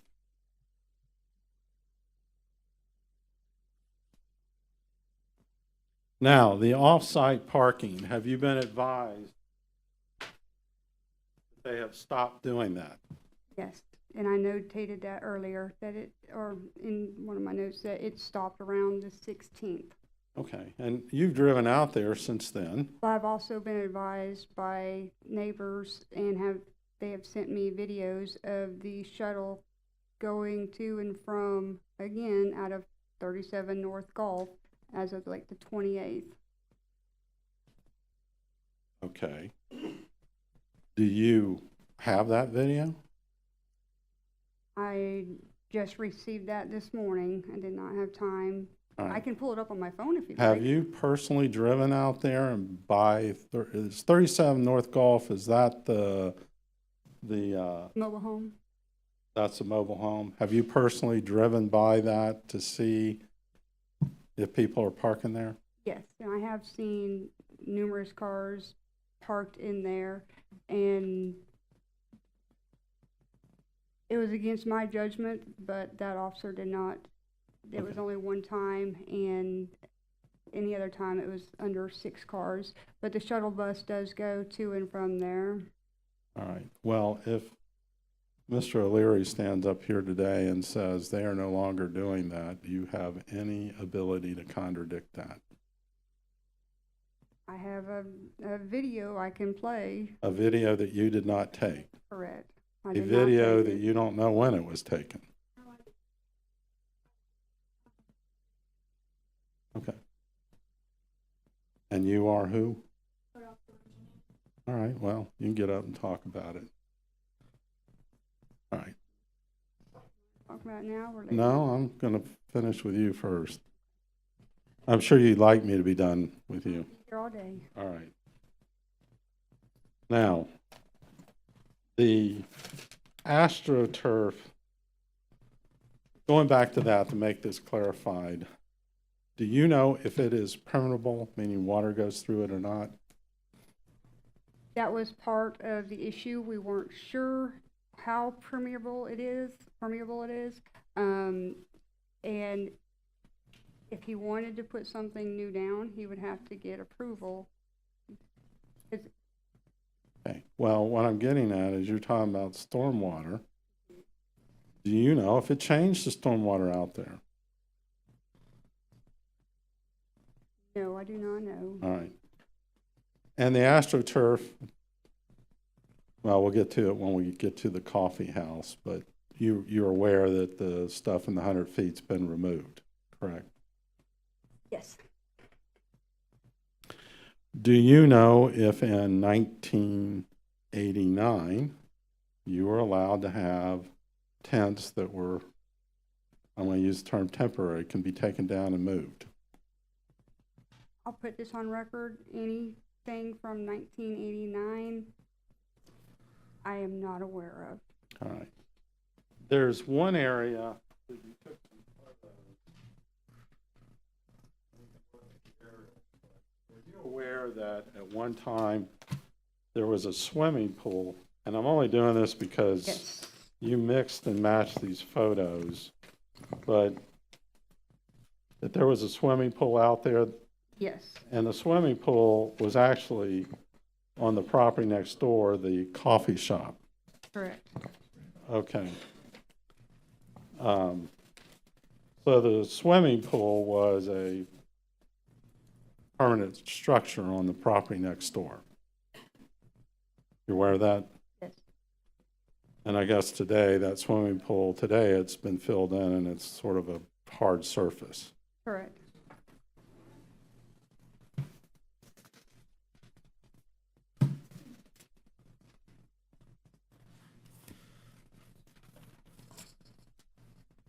Did you have anyone make calculations to determine if they're not meeting their current stormwater requirements, the old Florida Fish House?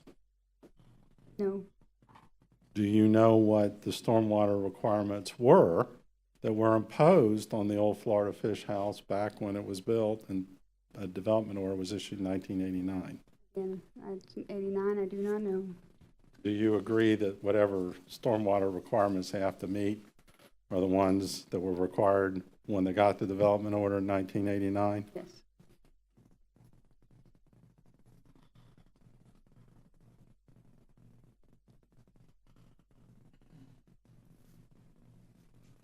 You talked about that one pink building that they got a permit to build, but it has an air conditioner in it.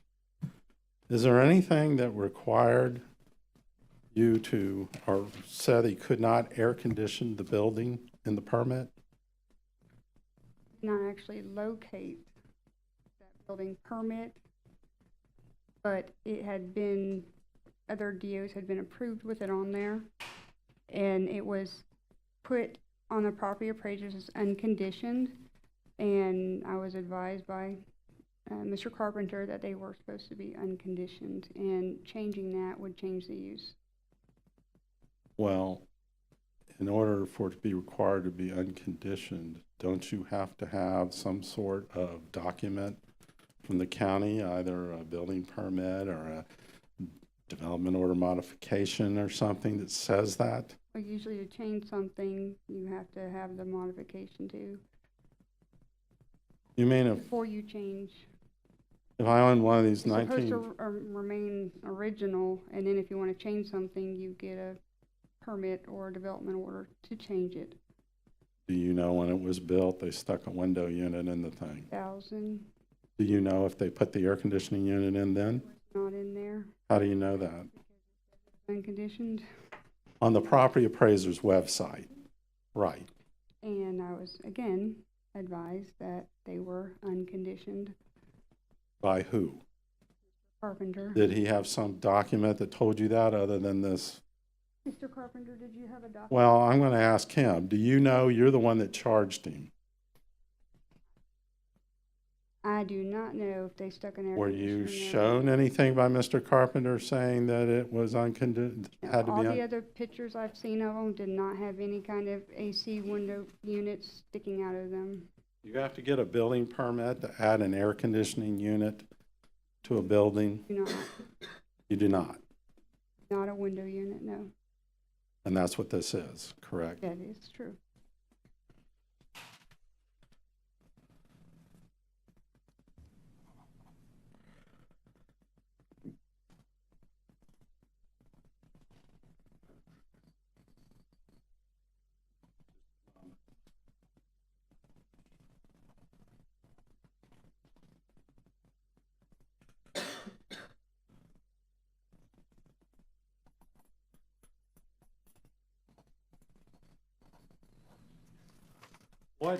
What provision of the code prohibits valet parking?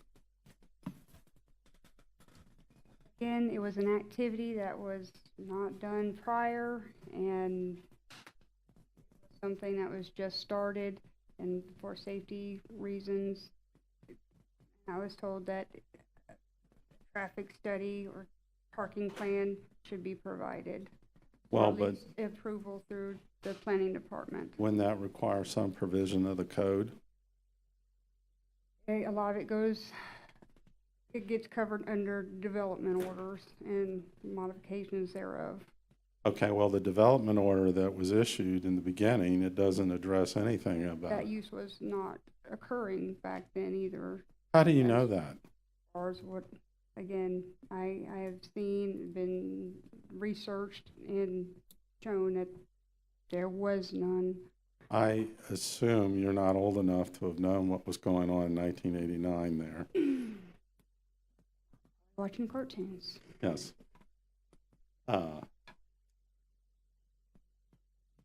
So you don't actually know whether there was ever valet parking out there or not? Was not on the DO. There wasn't a whole lot on that DO, was there? But it wasn't on there. Do we put valet parking on DOs today?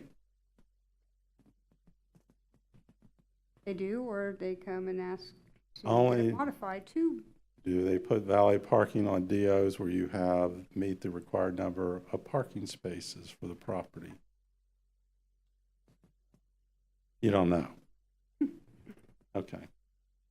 Mr. Carpenter, did he ever show you any section of the code that said, look here, they're violating this, this required an amendment to their DO to have valet parking? To reference the chapter 1 under developments and activities. I can't say for sure what exact ordinance, Okay. general conversation.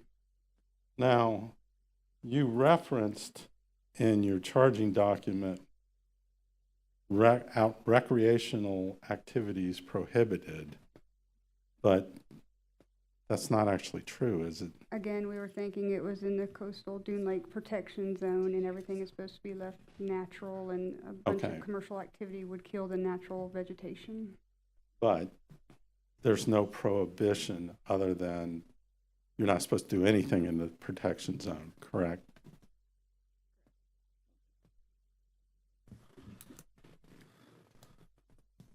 All right.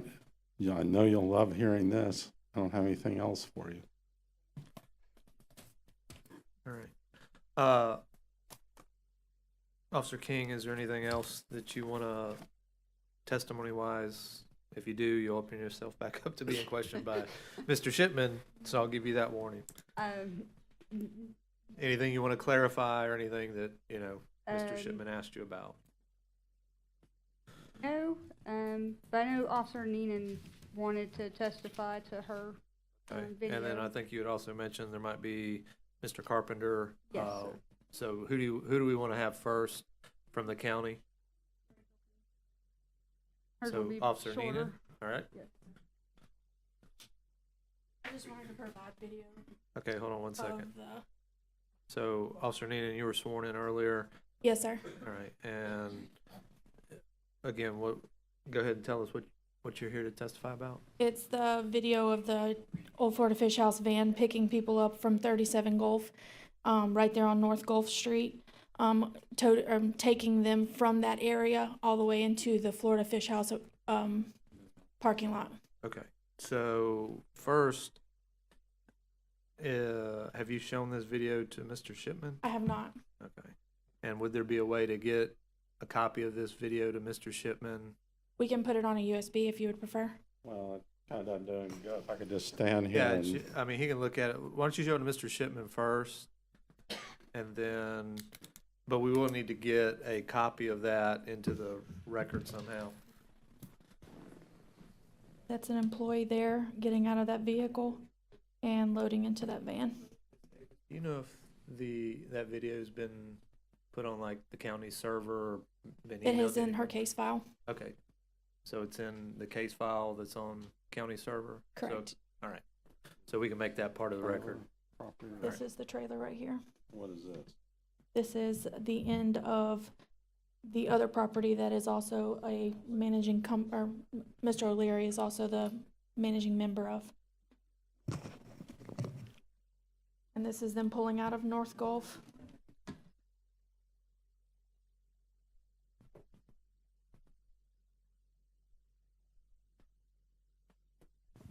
Down to Old Florida Fish House. Turn into their parking lot.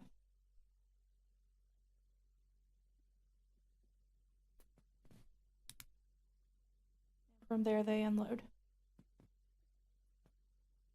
Do you know the names of the individuals, starting with van? I do not. They were all wearing Old Florida Fish House uniforms. Do you know if 5 employees of Old Florida Fish House, including the guy who drives the van, I do not. live at that trailer? No, because I saw it pull in. He did not leave from there. He Do pulled. you know if he lives at that trailer? I don't feel like that's relevant, whether he lives there Well, or not. that's not for you to That's for determine. his personal information. Okay, well, you would agree that if the person who drives the van and has permission to drive it to and from his house lives there, there's no problem with him and his roommates driving in that van from where they live to the old Florida Fish House. If they live there, then why did he pull his vehicle in there, That park, get out, wasn't my question. and get out and go into the van? Do you agree that if the guy who has permission to drive that van to and from home, and he lives in that trailer, That van's never been let seen. me finish. No, sir. That Let van me has finish never my been- question. Yeah. All right. Do you agree that if the guy who lives there with 5 roommates works at the old Florida Fish House and has permission to drive that van to and from where he lives, that that's no code violation? That van's never been seen to be parked in that, at 37 North Gulf. Do you stake out that I've been there multiple times. for how long a period? 15, 20, 30 minutes, Was it during the day or the middle of the night? both. How often were you there in the middle of the night? We've had multiple officers go there When you throughout the time period. were there in the middle of the night, what time was it? I don't know. Well, I mean, would it be while, Is that relevant? The yeah, it time would. frame? Would it be while people were working at the restaurant? Yeah. It would be. That period right there was at 4 o'clock, which Yeah. is when his shift starts. So if you're saying you were there at night and the van wasn't there and the guy lives there and he works at the restaurant and you're there while the restaurant is open and people are working, wouldn't that explain why you've never seen the van parked there? Whether or not the van was parked there or not at that residence, he parked on another property. If he lived there, he would not drive another vehicle, park it on a separate property, then exit his vehicle, enter the van, and be transported to Old Florida Fish House. Did you talk to this guy? No, there was no need. Did you check the license plate of this guy and try and run down who he is? Everyone that was in that van works at Old Florida Fish House. He parked his personal vehicle at an off-site parking area, got into a shuttle van, and went to Old Florida Fish House to be do you taken to know work. If everyone who lives in that trailer works at Old Florida Fish House? I do not. Okay. Tenant information is not relevant. Well, you say that, but here you are, maybe not you, but your fellow code officer who's charged Mr. O'Leary's business with a violation, which is penal in nature. You know what that means, right? You're seeking a punishment, right? Correct. Okay. Which means you have the requirement to prove it. Not us, Right. you. Which is what And that you video have does. the requirement to prove it by clear and convincing evidence. And as I'm standing here, you're telling me you don't know who these people are. You don't know if the guy driving the van lives in that trailer. You don't know if these other people live in that trailer. And you're telling me that, well, you've been there many times during the day and at night, but at night it would be while people were working at the restaurant. So you really can't tell me conclusively that these guys don't live there. He parked not at the trailer. He parked at the blue building on the corner, which is also managed by Mr. O'Leary. And if that's the case, if he wasn't a worker there, why, if he lived at that property, why didn't he park into the property? He parked at the blue house or the blue building at the top, on the side of the blue building. And then he exited that. If he lived at that property, why didn't he park in his own parking spots? Is the blue building owned by you? Again, though, you don't know who these people are, and you don't know. Do they sell Old Florida Fish House uniforms to where someone can I didn't impersonate? ask. I said, you don't know whether these guys who happen to work at Old Florida Fish House also live at that trailer, including the guy that drives the shuttle bus. The guy that parked didn't park at that mobile home, sir. If He Mr. parked O'Leary- at another parcel that is owned by Mr. O'Leary. If Mr. O'Leary stands up here and says that the 6 guys that live at that trailer Mhm. work for him, and one of them is the guy that has permission to drive that bus as a vehicle around, You aren't in a position to refute that, are you? He didn't park at the trailer. That, He didn't park at the mobile home on 37 Gulf. He parked at 4965 North Gulf, or North Highway 30A. all right, well, a minute ago, So if he lived there, why didn't he park at 37 Gulf?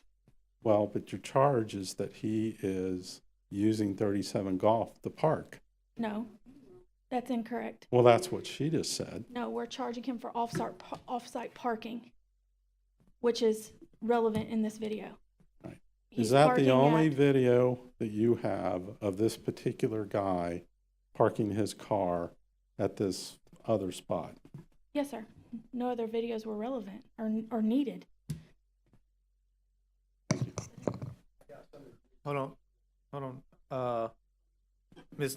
Officer Neenan, y'all talked about, yeah, I mean, View you this talked video? about the video. I haven't seen the video. And I was told by Ms. Davis that a copy of that video is in the county's record, so that can be. Have it put on a jump drive. Okay, so we'll mark this as county's exhibit. I think we're doing letter C. This is. Oh, hold on, Thursday. yeah, don't give a narrative, just Okay, let I'm me sorry. look, yeah.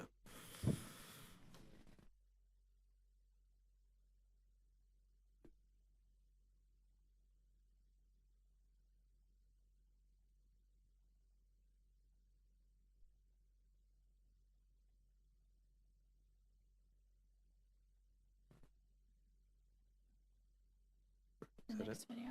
Oh, okay. That's them. Oh, I can't. Okay. Yeah, just let me watch it.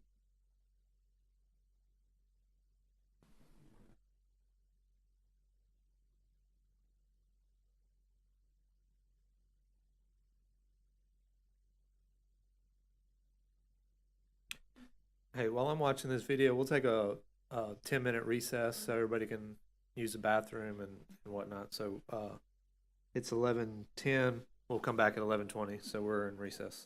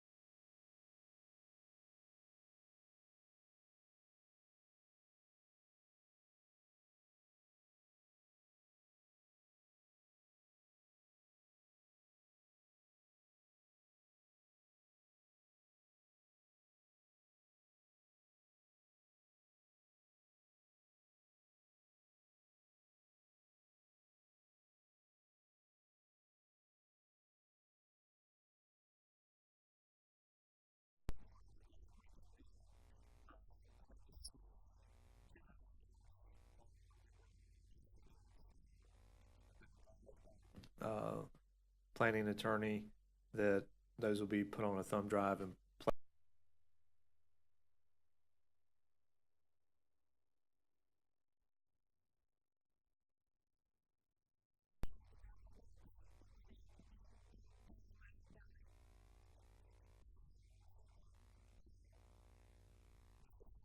ask if he could have his client review the video. I told him we could do that offline, or whenever.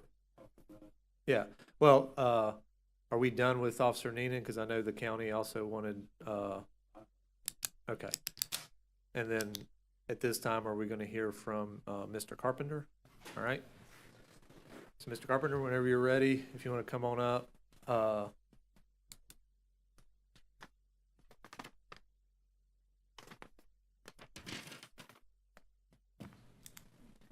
right, and I know Mr. Carpenter was sworn in earlier, so Mr. Carpenter, is someone gonna ask him questions, or are we just gonna allow him to testify? I'm sorry. I heard April 28th. She's saying April 5th. That's what I believe we heard in testimony was April 28th. Is this April 5th or April 28th? It is April 5th. It wasn't to show that it is happening currently, because I believe that has stopped, which is what Jennifer King had testified to. This was to show that it was happening prior. Okay, because my questioning of her was, have you been out there since the 16th and seen it happening? She said no, but I didn't hear him specify a date I saw in questioning. video, and that's when we saw this video. So to the extent I make it clear on the record, So the video's from April 5th of 2025, Correct, yes, sir. and then your question, go ahead, is have you been to the property since April 16th and seen any of that activity? well, that's what I asked the charging officer. Oh, okay. But I don't know. Do you have a video or seen pictures No, of? according to her, all had stopped, so we did no longer do this. All right, because that was my point on her testimony. He's quit as of April 16th. Okay. So, all right, well, hold on. We're just got to deal with Officer Neenan right now. So, Officer Neenan, your testimony is the last time you saw this activity was the April time that 5th, correct. April 5th, and that's depicted in the video. Correct, yes, sir.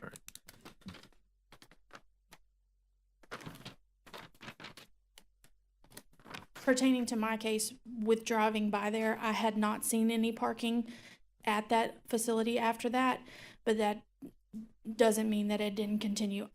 We don't know. All right. You can't testify that you've personally seen it. Correct, yes, sir. All right. I saw that Mr. Carpenter had to step out for a minute. Is there anybody else from the county, or is that going to be the last witness we believe for the county? Okay. So just give them a couple seconds, hopefully.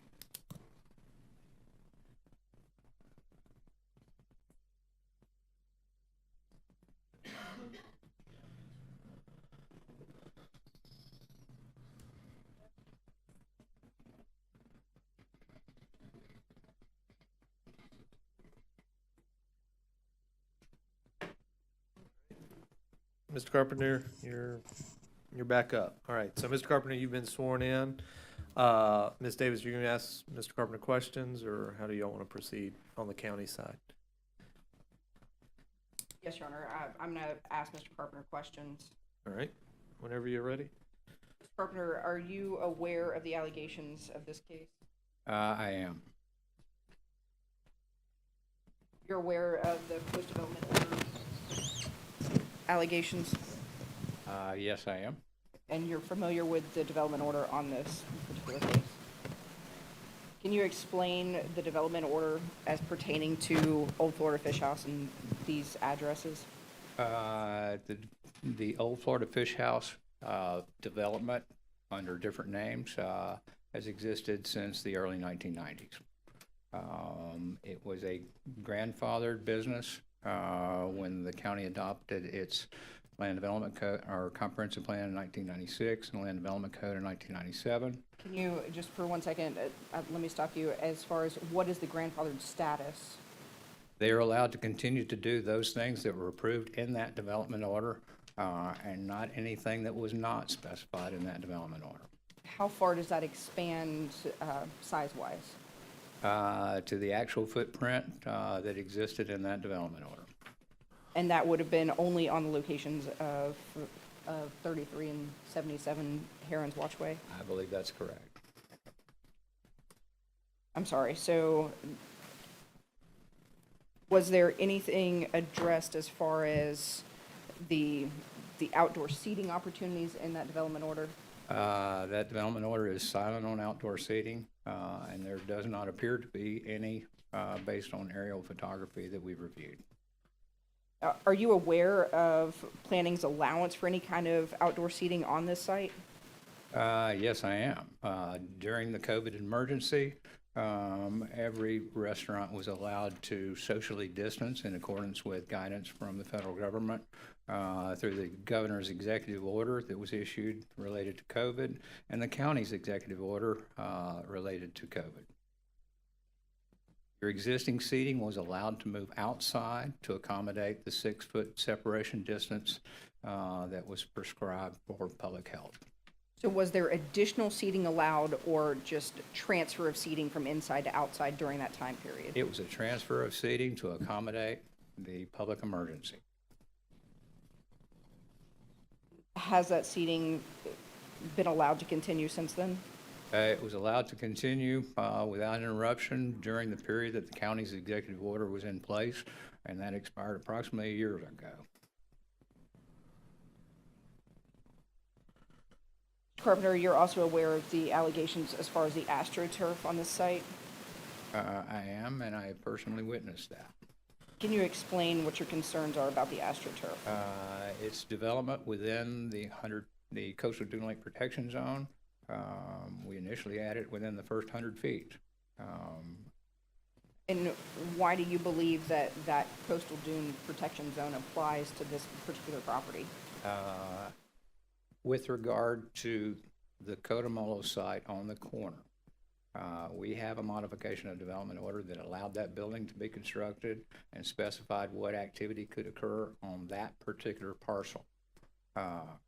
Mr. Oleary subsequently obtained through purchase, as I understand it, the restaurant behind it, which is the Old Florida Fish House restaurant. And that's the subject of this particular violation, is that correct? The Old Florida Fish House parcel has a certain amount of grandfathering based on its development order being issued before the Coastal Dune Lake regulations were put in place and the current comprehensive plan and land development code. That does not apply to the building on adjacent to County Road 30A.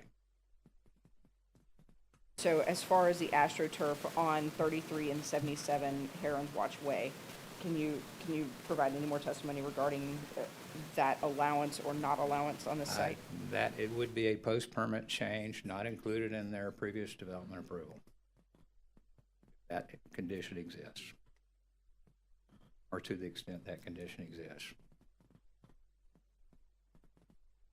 Now, as far as the off-site parking, you heard the testimony regarding that, is that correct? That's correct. And have you been consulted on the parking situation as well? I have been. And what can you explain to the magistrate regarding the development order and the off-site parking? With regard to the Old Florida Fish House restaurant operation, there is nothing in any previously issued development order that authorizes off-site parking or valet parking. Would that be something that could be subject to the grandfathering of this site? There's no grandfathered valet parking or off-site parking available under the development orders that I have reviewed for this particular. There is no grandfathered off-site parking or valet parking under the previously issued development orders. Are there any other developments on this site that, in your view as planning director, extend beyond the prior grandfathered status of Old Florida Fish House? We believe that there very well may be. The extension or the addition of a permanent food truck, the addition which is on the adjacent parcel to the north. The trolley that's parked and used as an extension of the premises on the fish house parcel itself. Additional improvement of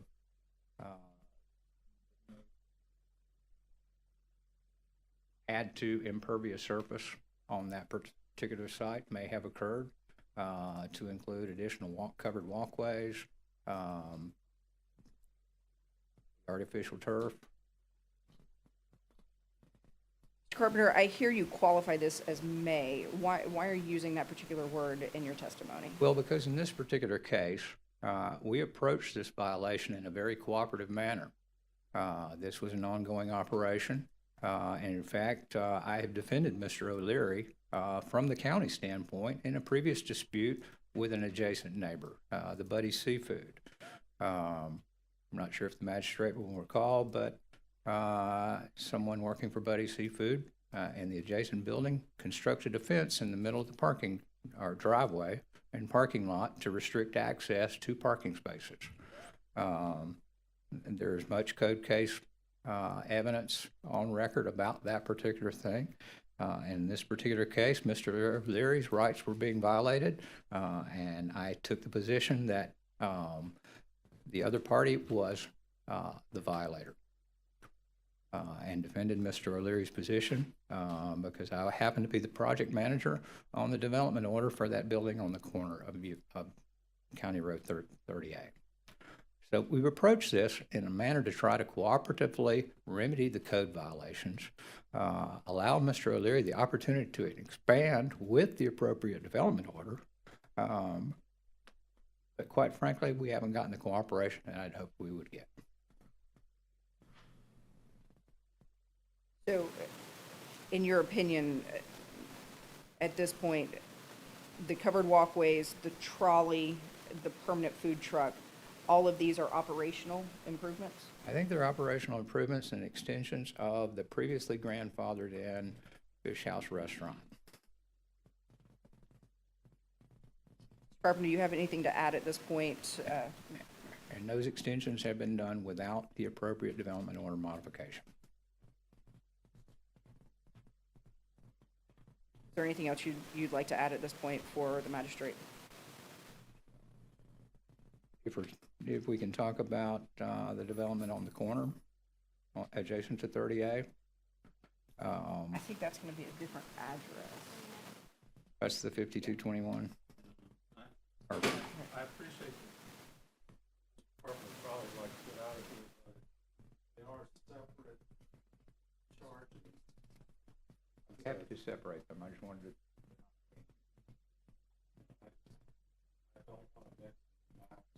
Okay, well, yeah, if it's part of another case, then I would probably want to try to limit that testimony to that case. Yeah, that's all I have for direct at this time. All right. Mr. Shipman?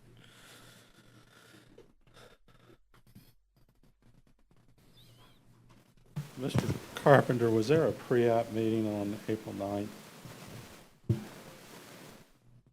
Did you attend a meeting out actually at the property where you were there, and I believe Mr. Sunday was there, and people from code enforcement, and I think Melissa Ward was there, and Mr. O'Leary was there? And were there discussions about corrections of the property? And was one of the discussions was that Mr. O'Leary would go ahead and remove the AstroTurf right away and put grass down, and then we would do. I said remove the AstroTurf. I did not speak to what went after that. In fact, I spoke to the need for a restoration plan. Right. That was in that day, just to clarify, yes, I said do two things as a show of good faith immediately. One was immediately stop the valet parking over to the other side across the lake. And the other was immediately remove the AstroTurf that's within the coastal dune lake protection zone. Was there a discussion that, not that the grass is permanent, that he'd have to do a remediation plan, but he had to put something down that could stop erosion until a remediation plan was approved? I said we would look at the remediation plan just as quickly as we got one. Okay. But I did not authorize grass to be placed down in place of the AstroTurf. Well, do you agree that until the remediation plan is approved and some sort of plant material is put down, you have to have something to stop erosion? I wouldn't disagree with that, but, I mean, that damage had already been done with the installation of the AstroTurf. But as far So no as, further damage was going to occur beyond what had already occurred. This was a mitigating kind of request. was the AstroTurf removed? I don't think it was removed in the time frame that we talked about. Do you Because I know- get a call from code enforcement that says nothing appears to have been done based on our discussion on site, and they wanted to move forward to this place today. And I said, if they've done nothing in good faith, that was what we asked. And it was a very small ask for good faith, and he didn't do it. And I guess actually I'm mixing and matching, which I didn't want you to do. The 100-foot AstroTurf is on the building next door. It's on the building adjacent to 38, yes. Right, okay. As far as I know, there may be other AstroTurf around that building, but I separated the fish house from the building on the corner Right. as just a way to try to show some good faith so we could relax what we were trying to do and give him an opportunity to go through the DO process and all the other things that we've been talking about for the last 6 months. All right. Then I went through, you heard me go through with the code enforcement officer about what parking is actually required at the fish house and how many spaces there are. She didn't know. Have you done a I mean, calculation? based on the size of the fish house, based on the square footage that the property appraiser shows as heated and cooled, and I don't know if that is accurate. We've asked Mr. O'Leary to verify what's there, so we can verify what parking is required. But based on that, it's approximately 61 or 62 spaces. Okay. And 150 spaces per, But for purposes of, one space per 150 square. of this proceeding, we do not know that they don't have adequate parking for the restaurant. I think they have adequate parking for the space, for the seats inside the building. I absolutely do. There's at least 60 parking spaces out there. They're not enumerated. They're not described in any way. It's an open parking lot. So you can't go out there and count the spaces without measuring the amount of space. Do you agree that in 1989, when this, actually, in looking at the development order file, it looks like this thing started in 84, and it was finally, all the stuff was completed in 89. The building looks like it was constructed in 1990 according to the property appraiser records. So Okay. generally, yes. That was the 1985 code. You agree we didn't even have a comprehensive plan back then? There was very little regulation of development. And the development order we have tells you almost nothing. It is very limited in information. I agree with that. And do you agree in 1985, in that code, it doesn't even really address parking? Yeah. Nor does it address valet parking. But I know where you're going, and I'll wait till you get there. Well, does it address valet parking or not? It doesn't speak, the development order doesn't speak to valet parking. It doesn't. I don't Well, think it speaks to a specific parking requirement. And the, Was there one in place at the time? I don't think there was. okay. And the 1985 code would have been the one that was applicable to the 1989 development order. Okay. And the 1989 development order says nothing one way or the other about outdoor seating, correct? And it doesn't even really tell you how many square footage the building is. You need to see it.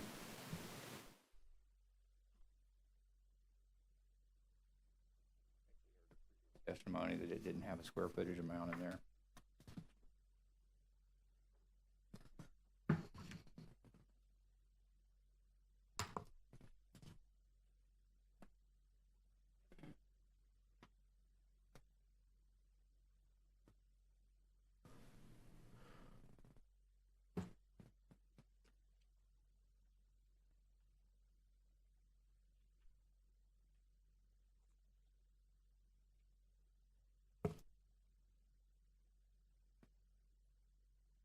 there's a form, but it doesn't say it on the form.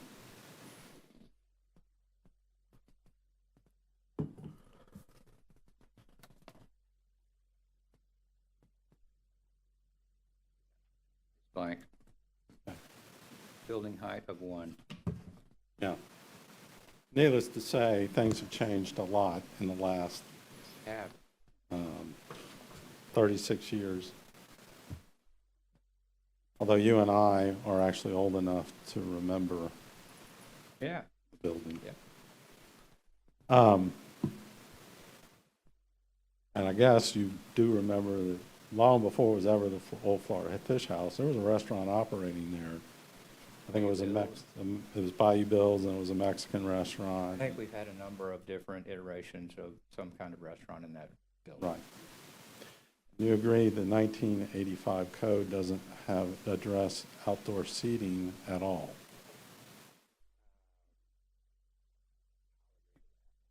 Nor does the DO.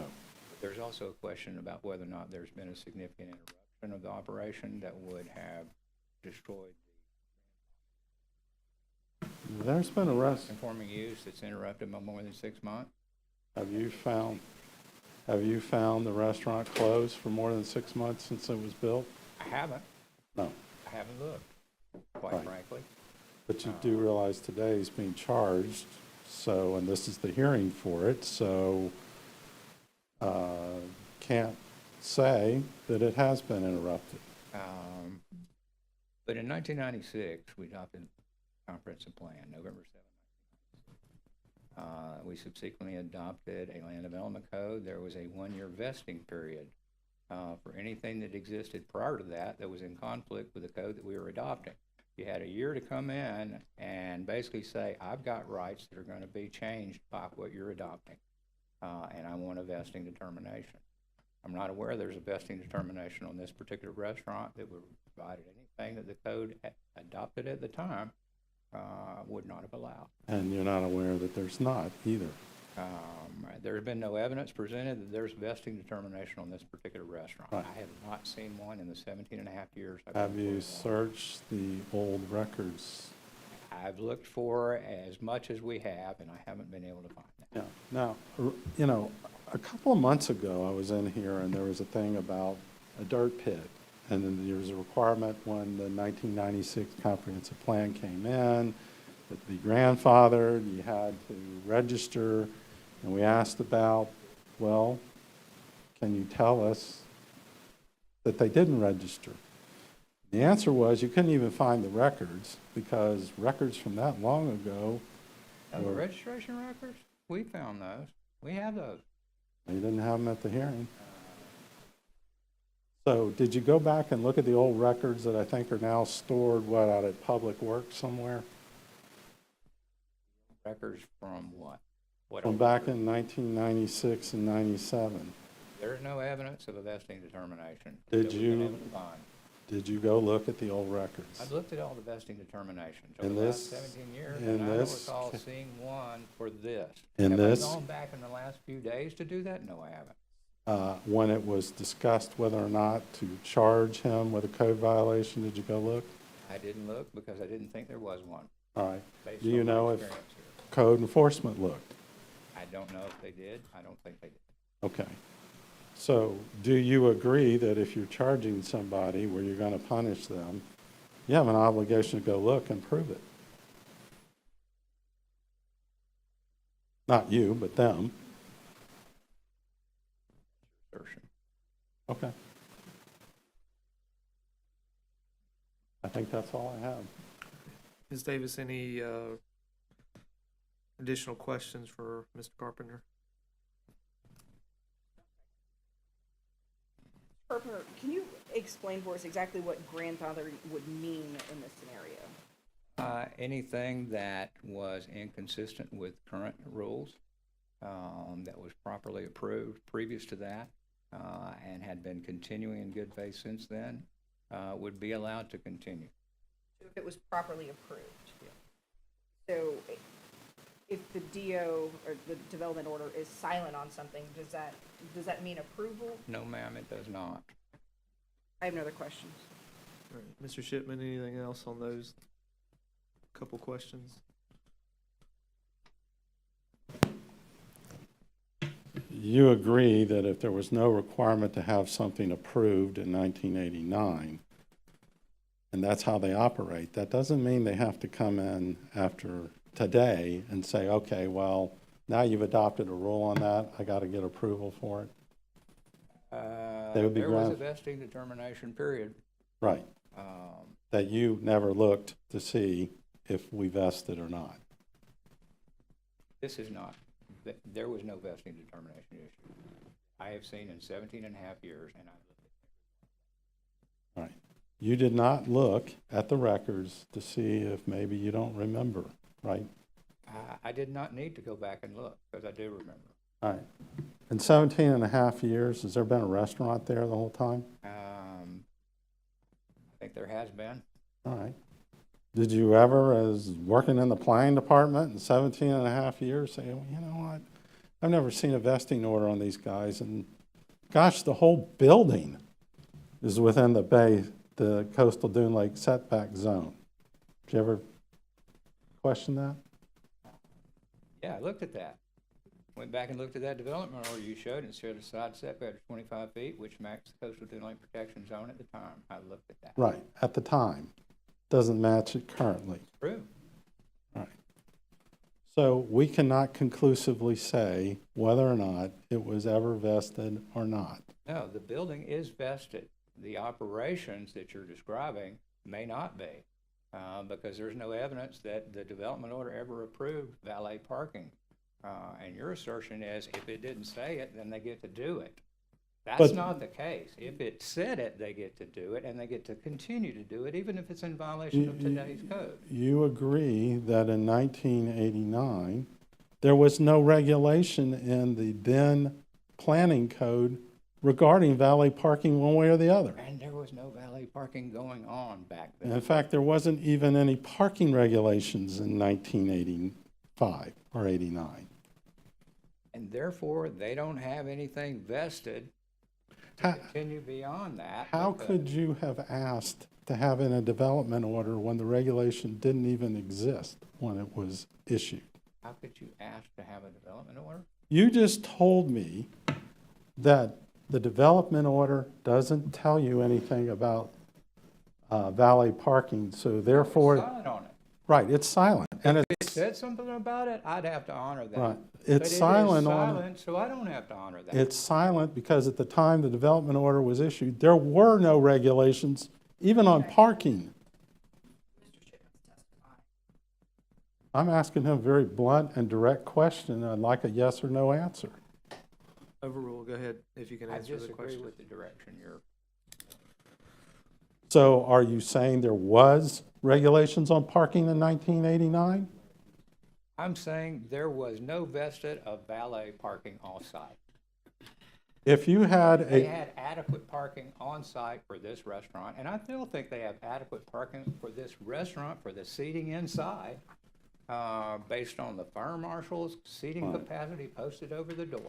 so is it your testimony that in 1989, it's not in the development order, there was no requirement for valet parking, but because there was no requirement for valet parking, and years later, we address it in development orders where they don't have adequate on-site parking, they don't have a vested right to do valet parking. You don't have a vested right to do valet parking because there is adequate parking on this site, except for the unauthorized expansion of outdoor seating.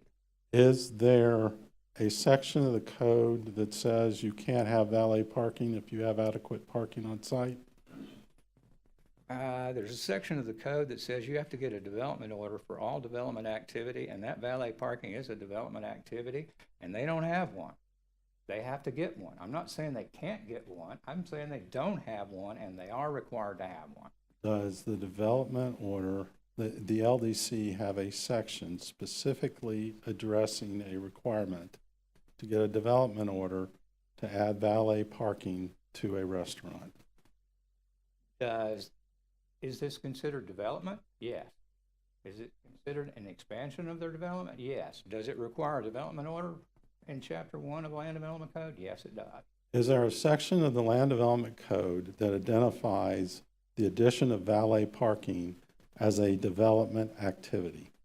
Is the word valet parking in there? I don't think it is.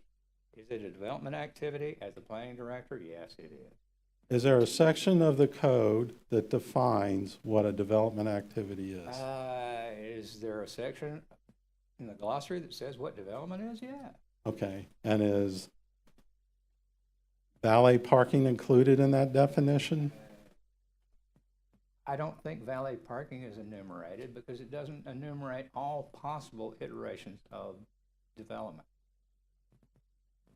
Valet parking building something? No, it's using land in a certain way, and use of land is development. How is valet parking using land in a certain way? You've got a business, you've got parking, and you valet parking somewhere else, or you valet parking it within your own property. But it is part of the business. So It's part of how you accommodate the parking requirement related to the business you have on that lot. your testimony is if they wanted to close off half the parking lot and make that valet only, they gotta get a development order. I think they do, because that would be inconsistent with the parking code in Chapter 5, where it specifies the size of parking spaces. When you valet parking, you park people on smaller parking spaces to accommodate more cars in a smaller space. But in 1989, there was no such It thing. doesn't matter what the code was in 1989. This is an expansion of a non-conforming use that is absolutely covered by the code. Aren't you, in essence, trying to impose on a 1989 development order new standards from a development order that was enacted long No, sir. after they got it? No, sir. No, sir. I think enough changes have been made to this to probably disqualify it. Well, you may think that, but that hasn't happened, right? We have to look at what are we charged with today? Right. And that's exactly what we're doing. This valet parking is a form of development. Is not approved by development order. It wasn't approved by the previous development order, and that part is not grandfathered in. Have you ever read the Rinker case? I have. You've Okay. shared it with me many times. All right. You realize that basically the Florida Supreme Court, I think it was 1973, basically said that any land use regulation or zoning requirement was a degradation of common law. So anything that wasn't clear, you had to construe in favor of the property owner, correct?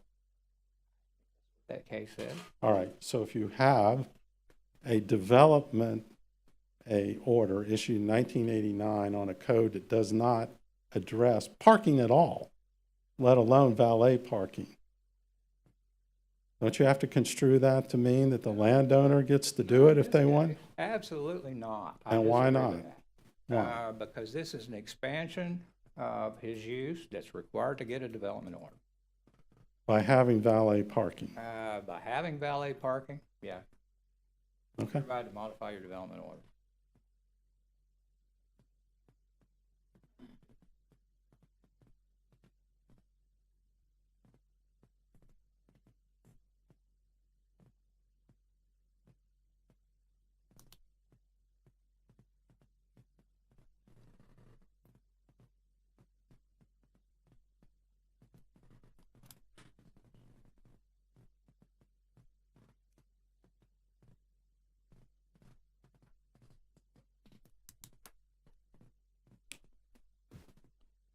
On the vesting, isn't an existing DO an exception to requiring any sort of determination of vesting? And that was 1.0700.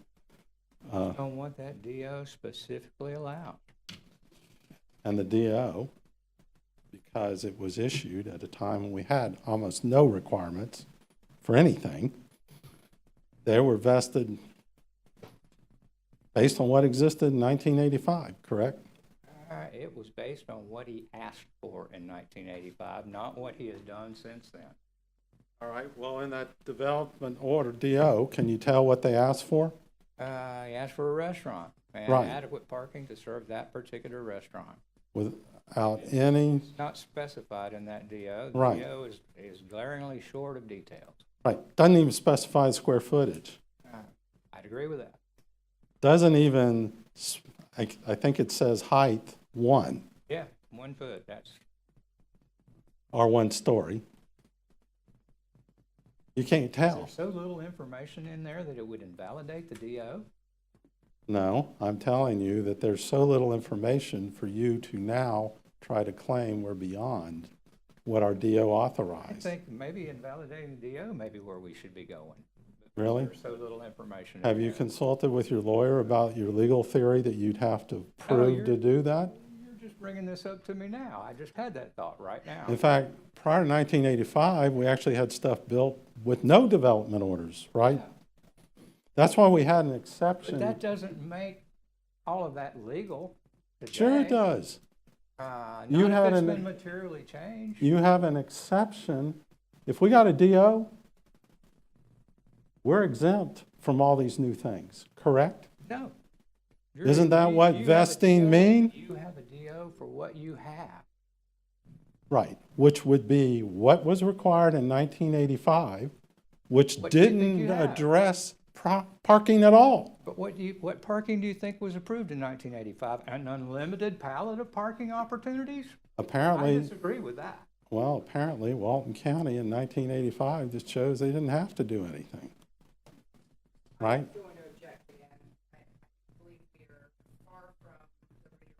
Yeah. I think I'll trust magistrate that you've got my point. All right, I'll sustain that. I think he's done anyway. All right, thank you, Mr. Carpenter. All right, anyone else on the county side at this point that needs to testify? All right, Mr. Shipman, if you've got any witnesses or evidence you wish to present. I know we let you present some of your exhibits in their case in chief, but.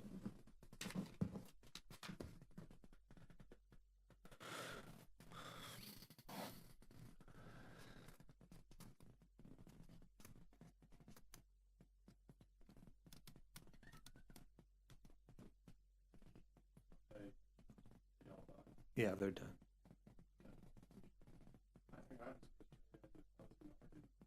All right, so you don't, I know before you had said you might have your property owner testify, you're gonna go ahead and, Yeah, that's fine. that they were testifying after April 16th, and I think we've made that clear it was April 8th. All right. It stopped on April 16th. Do you have any other evidence? I have just the first and second exhibits, so we're not. You like the 1985 code? I got the one excerpt from the 1985 code that you gave me as number 2. I brought up a lot of stuff about, It was your case, so you filled out the record the way you see fit.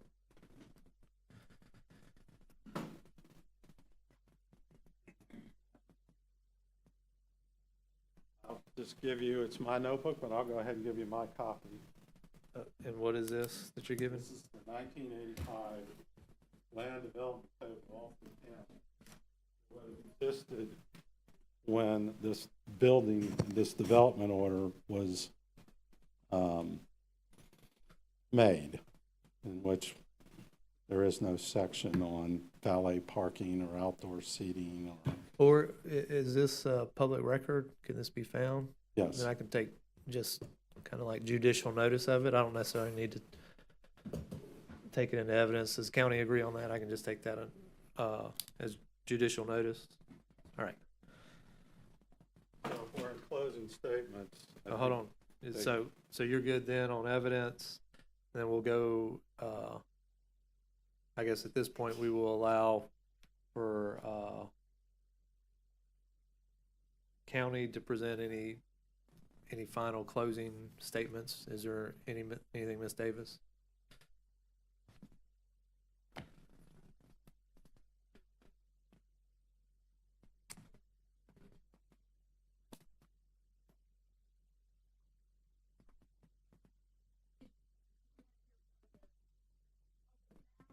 Oh, well, yeah, I mean, is there is there anybody from the public here that wishes to speak, or, okay. Now I will caution you, you know, if you do get up to speak, that will open you up to questions not only from the county, but from Mr. Shipman. So we'll allow for some limited public comment. Obviously, we want to make it relevant to just the matters that are before us. And I understand some of you may be here for other cases, so if it's related to this, I'll be glad to open it up. Right.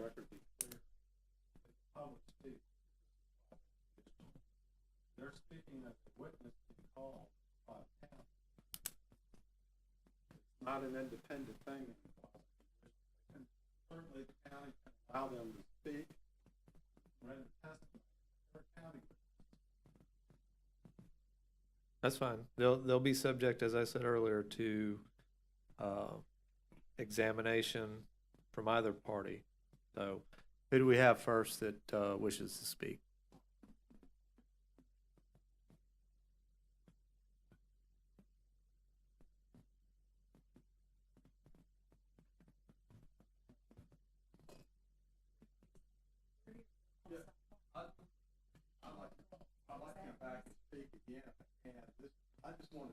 Well, hold on. So, yeah, come on up, and you'll need to state your name for the record and confirm that you were sworn in earlier. I right? did. I raised my hand All right. earlier. My Thanks, name is sir. Paul Dodson, and I'm at 91 North Gulf Drive. So this whole thing that has developed from Old Florida Fish House has come into our neighborhood and affected our neighborhood. So I'm just going to give you a general idea of why we're here, because of what it's done to our neighborhood. It's been taken over by the shuttle service and all the excess parking in our neighborhood. And so I noticed in our meeting here today, our main properties that are in our neighborhood are number 3 and 4 of this meeting. But all of our problems are caused because of what's happening from Old Florida Fish House, not being able to take care of their parking situation and bringing it into our neighborhood. Matter of fact, one of the properties they've been using until just recently was 4987, which had a development order for 8 cars to park on it, but they had 25, 30, maybe more sometimes. They clear cut the lot without a permit, and they expanded the parking there without an additional. I would have to object to that. Unless he's got some proof he's not a full permit. County has it. Well, I'm also testifying on the document in front of the building saying that in violation. So, Mr. Dodson, just testify to, you know, what you've personally witnessed or have personal knowledge of. Okay, as of this morning, I've got video of 37 North Gulf Drive, which is the property where all the people are living, supposedly 5 people. Let's just say the van driver's living there too. Everybody else rides a bike to work. And then beginning at 7:30, somebody parked there, walked to Old Florida Fish House. Another one comes in at 8 o'clock, walks down the street to Old Florida Fish House. I saw it, got it on video. Right. And so probably by now there's 5 cars over there, and virtually none of them live there, from what I can tell, because at 6 in the morning, there's no cars. Then around 7:30 to 8 o'clock, they start rolling in. And then they'll end up with about 5 or so, and then sometimes more than that. And those are not people, from what I can tell, that live there. These are employees that drive there and park there. The people that live there, from what I can tell, and tell me if I'm wrong. You got an opportunity. Tell me if Yes, you're wrong. Mr. Dodson, Okay. just speak to me Okay. if you would, thank you. So anyway, that is what's going on, because I know that was kind of pushed down earlier, that was not happening anymore, and it is. Okay, and how long have you lived at your address? I've been there since 2013, then- and I came to you back in '22, and you put in a magistrate's order to keep this parking under control at 37 North Gulf Drive. Okay. And it's been violated multiple times based on my videos and some complaints to the code compliance since then. And your testimony today is that it's ongoing and it's been occurring It's been since- dramatically reduced when this meeting was set up. So when it finally came down to it, what I did, I sent an email to everybody on the Board of County Commissioners, to Mr. Carpenter, to the Planning Commission, to the Code Director, and then things started happening. And then they started pulling the parking when this meeting was determined that we were going to have it. First, the meeting was, earlier in April, then it got moved out till today. And so I've got plenty of neighbors here, and they'll be ready to speak too. What we were going to do was wait till our two parts in the neighborhood that have been dramatically affected, and that's when we were going to come up. That's why I don't want to, miss my opportunity to come back and do that again, because the point I'm trying to make is these problems from Old Florida Fish House not being able to manage their parking on their own property and bringing it into our neighborhood has been an issue. You'll get an opportunity Okay. to testify. Hold on before you leave. Yes, sir. Any questions from the county? All right, I see Ms. Davis shaking her head no. Mr. Shipman, do you have any questions for Mr. Dodson? No, I guess I probably should take some action. Sounds like all of it are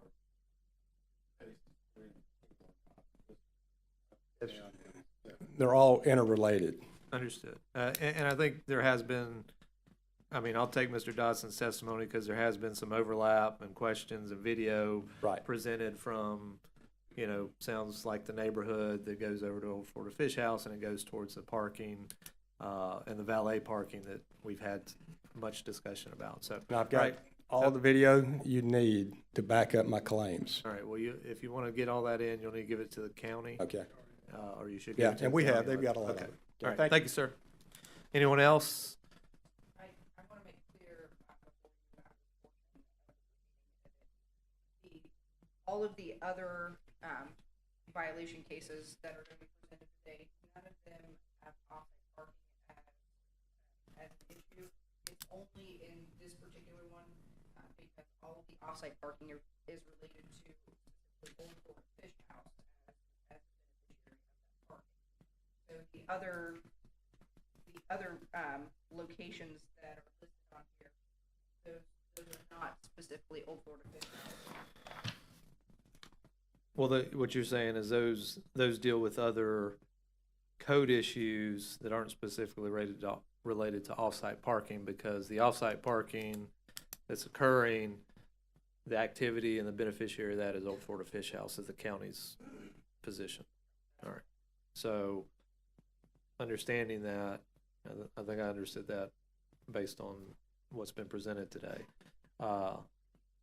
So, does the county have anybody else from the public that they wish to present to speak to the off-site parking?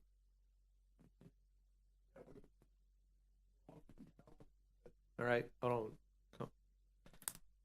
My name is Tim Smith. We're at 104 North Gulf Drive. Me and my wife Carol, we've been there.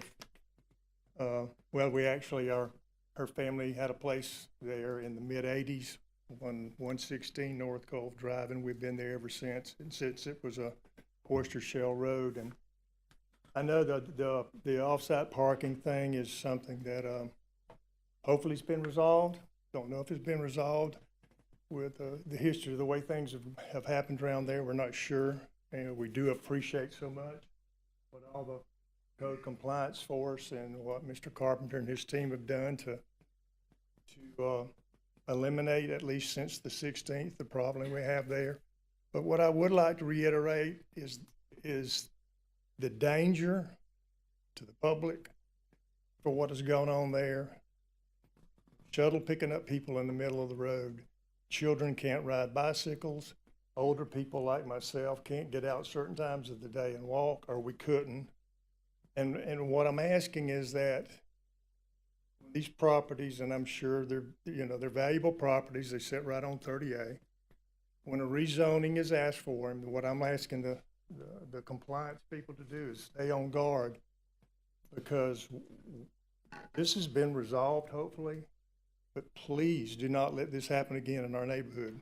A lot of, Paul's brother, a disabled man that lives across from me, had to change his whole pattern of getting out during the day to walk because it was so dangerous at the end of our road.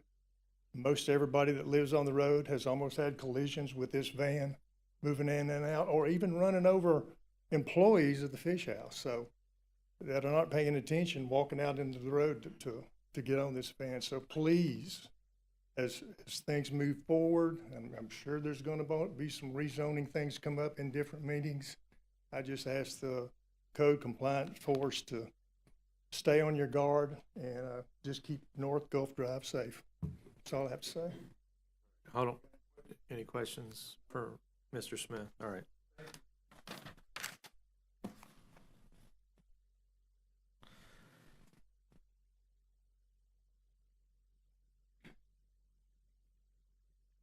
Sir, my name is Willie Meggs. I live at 4000 Riverwood Road in Tallahassee, Florida, but I have a place at 84 North Gulf Drive. The North Gulf Drive property has been in my family for over 50 years. Mr. Meggs, just so I know, were you sworn in earlier? Yes, sir, I Okay, was. Yes, thank sir, I you. was. All I right, go did. ahead. Sorry about that. I swear to tell the truth. And my father-in-law bought 3 lots there when North Gulf Drive was a oyster shell road. It was basically in the wilderness at that time. About 20 years ago, he sold one of those lots to 3 of his daughters. I'm married to one of them. So that's how I acquired property there on North Gulf Drive. As the court will understand and know, 30A has been, when I first started coming over here, been coming over here for 50 years. I was wondering what in the world were people doing out here in this godforsaken country. And obviously, if you've been down 30A in the last few years, it has changed dramatically. The traffic situation on the south side of 30A, where there's a South Gulf Drive, on the beach side, there is a bike path.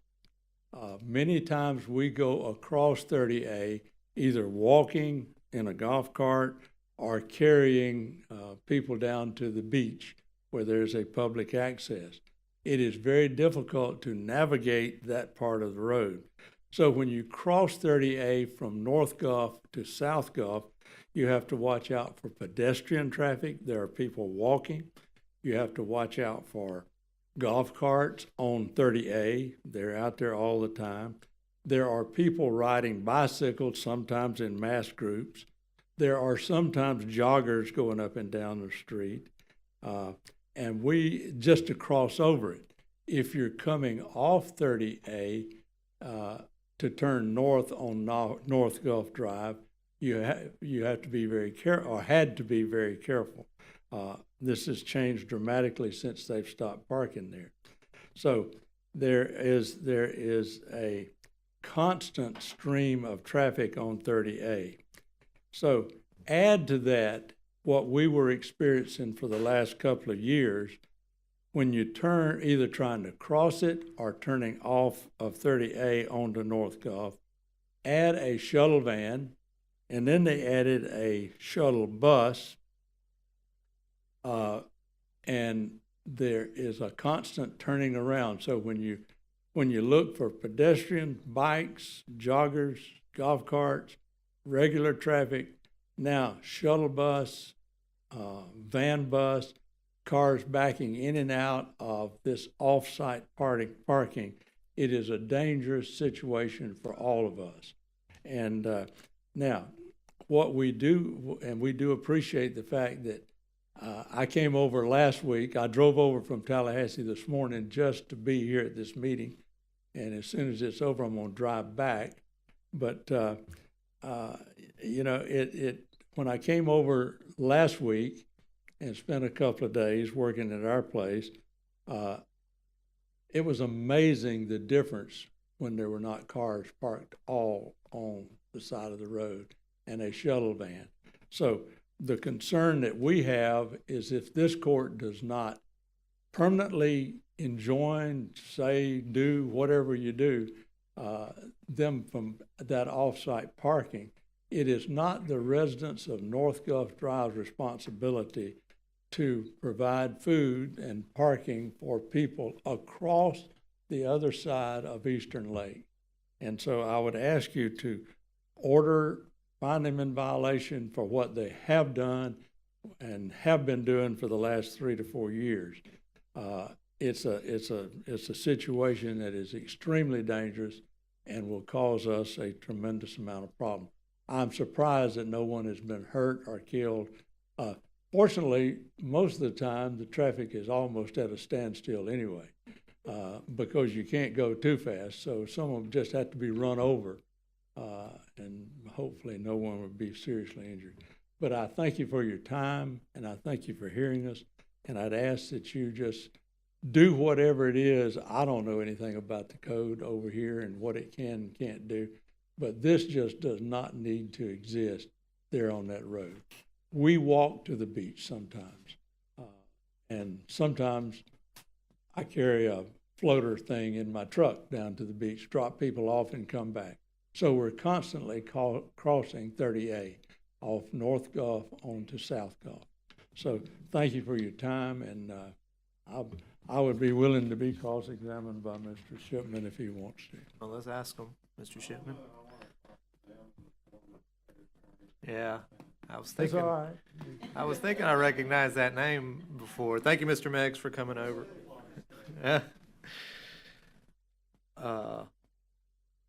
Yeah, for those who don't know, Mr. Meggs used to be the state attorney over in the circuit dealing with that Tallahassee and whatnot. So, Second Circuit. So, one of my law school buddies grew up with one of your boys, Derek Reams. Yeah. Don't hold that against me, but yeah, we went to the same law school. Good friend of mine. Coaching in football. Oh yeah, I guess he became a better baseball player than football player. That's what he went to college for. All right. Anyone else besides? Okay. All right. All right. So we're gonna close the evidence portion of this hearing. I'll allow the county to make any closing arguments, and I'll allow Mr. Shipman to make any closing arguments.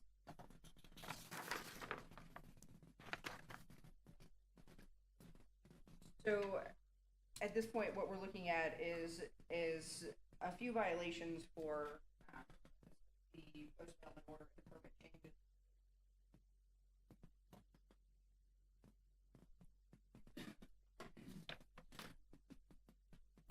Yeah, and to lay the stage or set the groundwork, I've got 4 violations that were alleged at the beginning, and if for my own satisfaction and to help me keep things clear, if you will identify the action or the what the issue is, and then explain to me which one that falls under. I did that with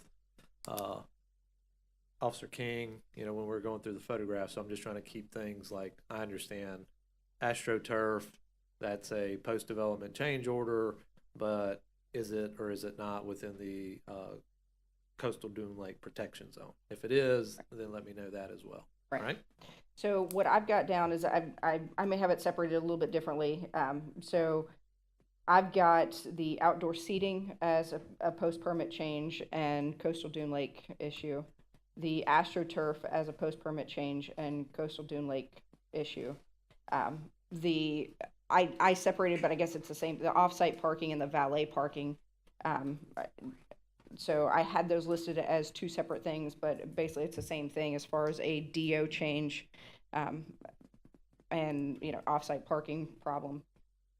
And then there's some structures that are placed within the 33 and 77 Herons Watch Way that are post-DO changes. Does that sort of match? Yeah, the that's list? what I was, that way we can address them. All right. Anything else So I just want to make clear again, you know, this issue of potential grandfathering. The vesting allegation that's been made as far as the DO, yes, that is vested. So the building footprint, those things that were done as far as the 1989 development order, those would be considered vested. What Mr. Carpenter was trying to get to as far as any other vesting rights, anything outside of the terms that are actually written in the DO, those would have been things that in 1996, when we got the comp plan and the LDC, that at that point there needed to be a vesting determination if there was additional things that would have been outside of that. Now, these things that the county's alleging at this point, these are all things that were not issues that were present on the prior DO, the prior footprint that was allowed and vested with that 1989 development order. These are things that are new, many things such as the outdoor seating, the coverage of additional walkways as well. Those things are all post-COVID changes. So the county had allowed outdoor seating for a limited time to do the same amount of seating, but it was allowed to be mixed a little bit more of inside and outside, so that way they could still have the same number of patrons coming to the restaurant, but still complying with the executive orders regarding COVID and the social distancing. So that's why when that expired, those things should have been gone. But at this point, what we see is that basically the restaurant has expanded to include fully indoor seating and fully outdoor seating with all this coverage and many things that need a development order to be allowed to continue. All right, so the county's not taking the position that the development order that Mr. Shipman put into evidence, that gave some vested rights, but the argument is it gave the vested rights in what was there at the time in 1989. That's correct. All right. And that the argument is that well, let me go a step further. The outdoor seating was authorized at the time based on COVID, but that didn't allow for expansion of seating. That's correct. And that expansion of seating is not only a violation of the coastal Dune Lake Protection Zone, it is also a post-development order change. That's correct. And that's the same for the AstroTurf. And then as far as the offsite and valet parking, and I know there was much discussion, and I'm sure Mr. Shipman will discuss this in his closing, that the fact that the development order doesn't speak to parking, we all understand parking is needed, but there's nothing in the DO that states you're allowed to do off-site parking. And that would fall under a development order change if you wish to have off-site parking, and there's a whole set of rules for that type of stuff as well. That's correct. All right. And then the covered walkways, and I know there were lean-tos, that again, a development order change because those things weren't in place in 1989 when the DO was approved, and they would also require building permits. That's correct. All right. Did I miss anything? Nope. All right. Is there anything else? I just wanted to make sure I had it in my mind correct. No, Your Honor. All right. Thank you, ma'am. Mr. Shipman. And again, as I started off, because this is actually a charging of a code violation, they're seeking punishment, then it's punitive in nature, and the burden of proof rests on the county, and the burden of proof has to be by clear and convincing evidence. I want to start with the vesting, that they seem to have ignored the entire time Section 3.02.02 of the 1997 code that talks about not just that an existing DO is vested So all this discussion I had with Mr. Carpenter about whether or not he looked at the records, he's never seen a record of it vesting. Well, that's because this DO vested when they adopted that section of the code. It already existed. They also ignore subsection F, which pertains to de minimis development impact. And it specifically says the construction of accessory buildings, structures that do not create an additional impact on the public facilities, storage sheds, coverings over walkways, do not require an additional development order. That's under the 1997 code they referenced. They didn't address it at all. So we seem to have focused on like the one, I think it was a pink shed that had a window air conditioning unit in it. And the code enforcement officer actually finally admitted to me, well, you don't have to have a development order to put an air conditioning unit in it. Actually, you didn't have to have a development order to build the building in the first place. It's only when you build buildings that are going to be something that you're going to impact the need for the number of bathrooms or that sort of thing. On parking spaces, there was no requirement in 1985 or 1989 on parking at all. And there certainly wasn't even anything on valet parking. Even today, valet parking is not found anywhere in the current development code. Generally, and the only time I've ever seen valet parking even addressed currently when we're going for a development order is where we are using valet parking to qualify for the number of parking spaces we're required to have. Clearly here, our parking space requirement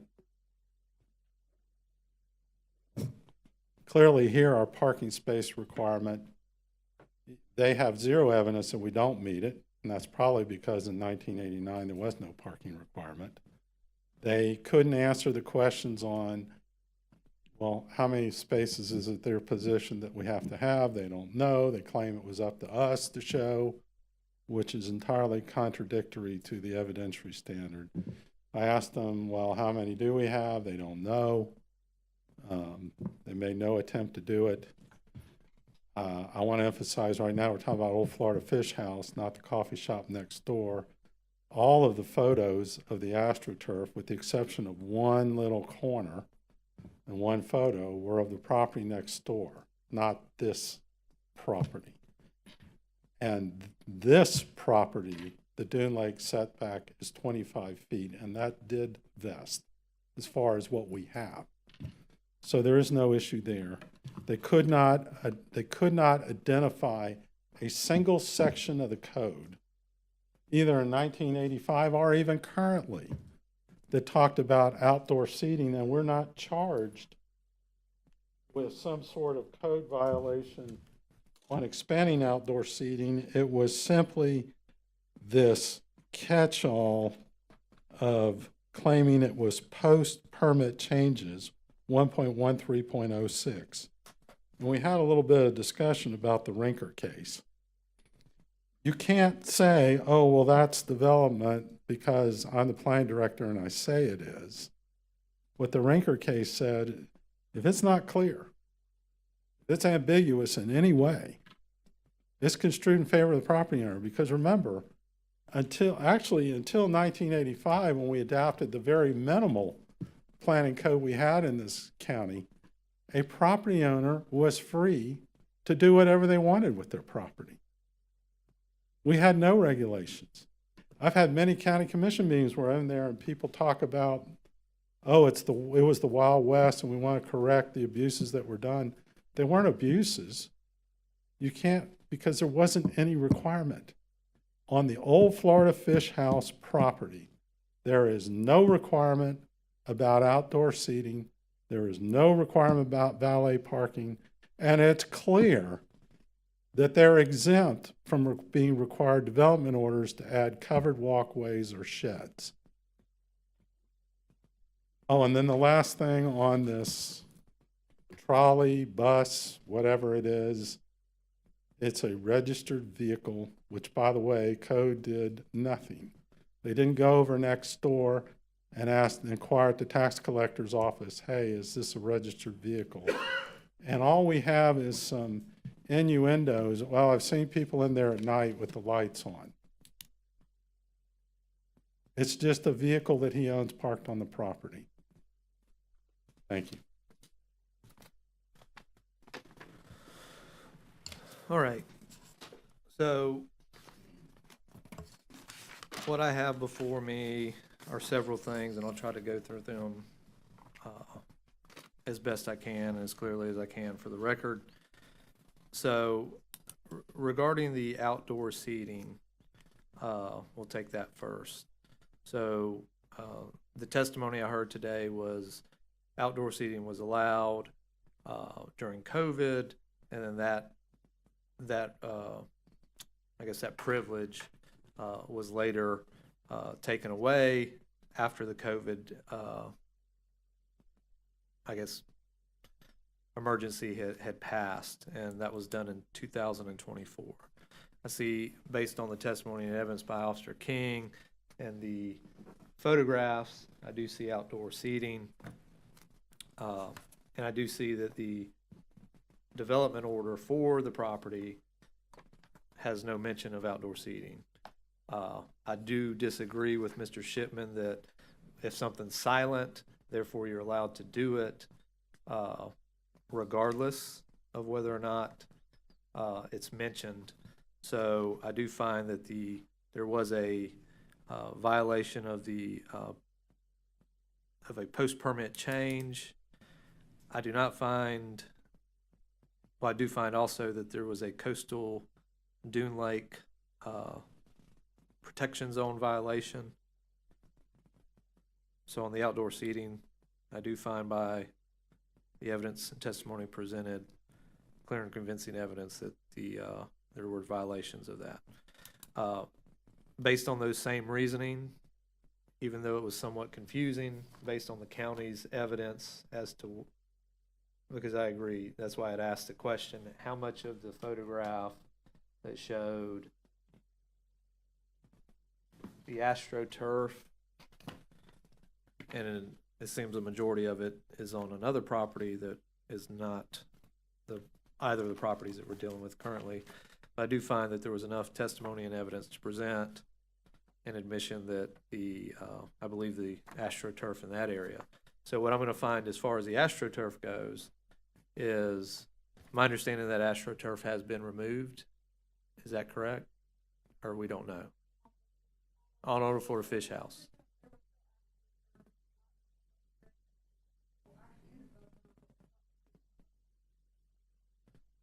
Well, I thought there was testimony that it had been removed and then the grass had been put down. They were talking about the other property. Okay, so we don't know. All right, so I will find then that the AstroTurf is a post-development order change as well as a violation of the Coastal Dune Lake Protection Zone.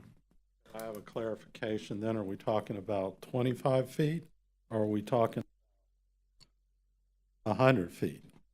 I believe the evidence that I heard from Mr. Carpenter regarding the DO was, at the time the DO was approved, it was 25 feet. Is that Yes, sir. correct? And we So- put that section in evidence. Right. So I think for purposes of my ruling, that unless there's something that says that they have to go back to 100 feet, then it would be the 25 feet.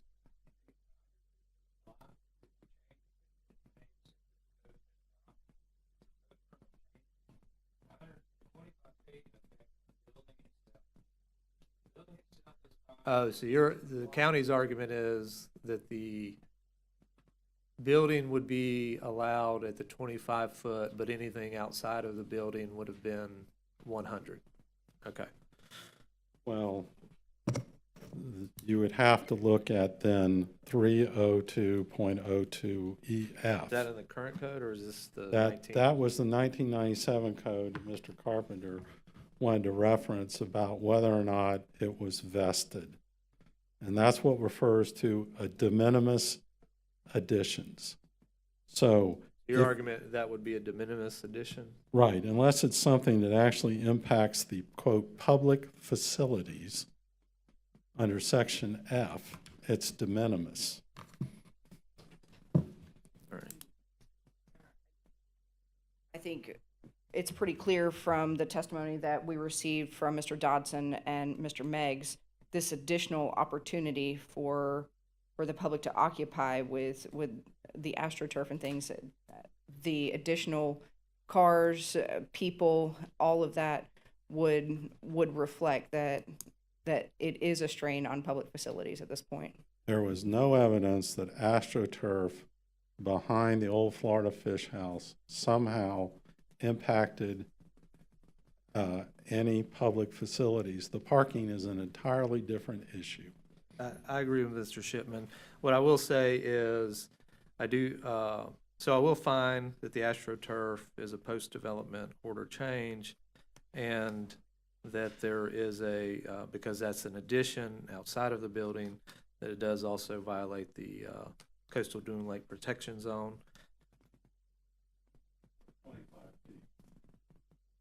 Well, I think anything outside of the building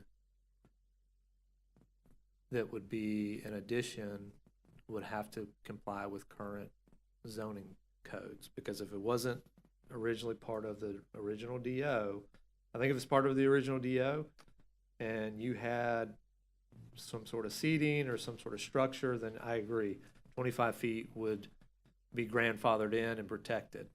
I received no evidence from either side that would suggest that the AstroTurf that was in that area was part of the development order or was even referenced, and I don't even know, back then there may not have been a thought of having that.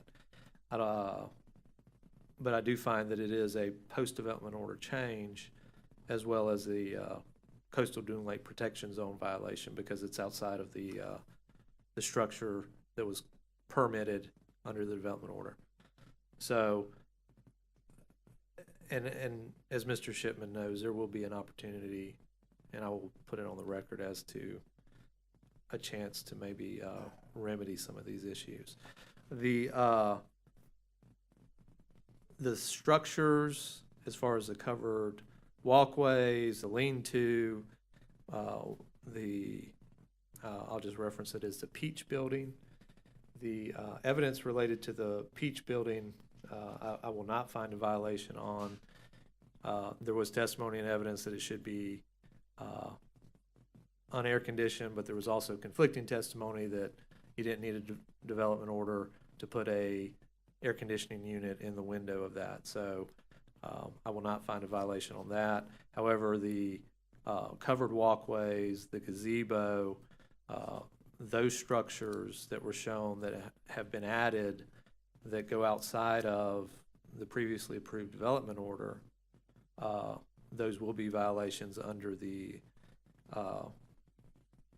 post-development order change, and also a violation of the building permit requirements.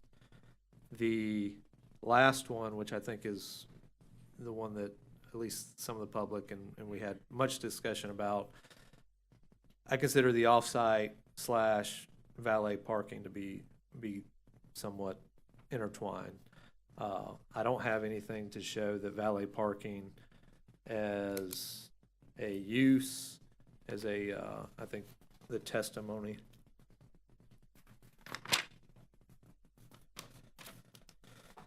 There was some question about valet parking not being specifically in the code as an activity, but I do find Mr. Carpenter's testimony persuasive that is the use of land in a certain way that was not previously approved.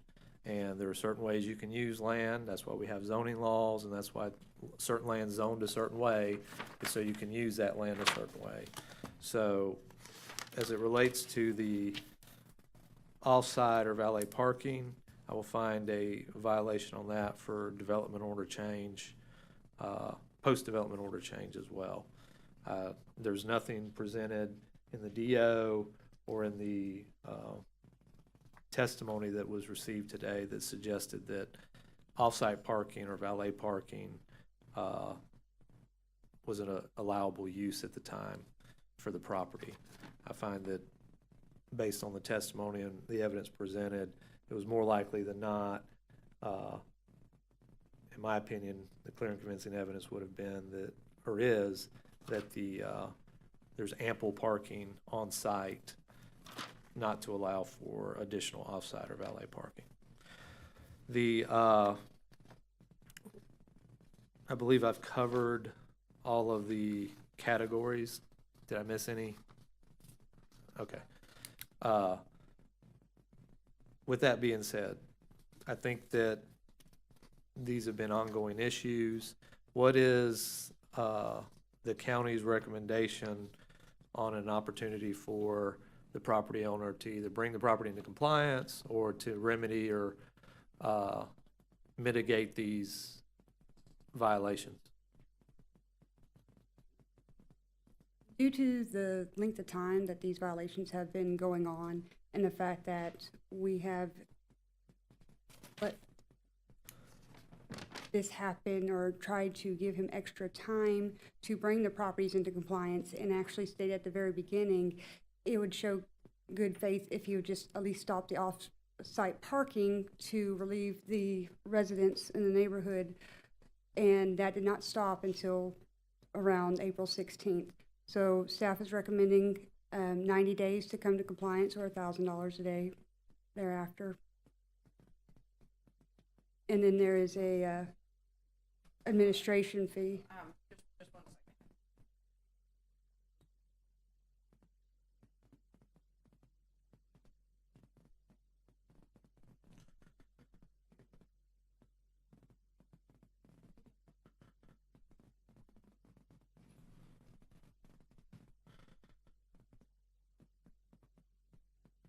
From my understanding, Mr. O'Leary had told me that it took him a few months to get the survey. That's what put him behind at first, but he should have some of the documentation and legwork done. They've already done some of the pre-apps. Okay, so what's staff's recommendation? 90 days? Yes, sir. And then what fine amount? $1,000 per day, and a administration fee of $84. Okay. Mr. Shipman, I'll allow you to comment. You heard what the county's recommendation is.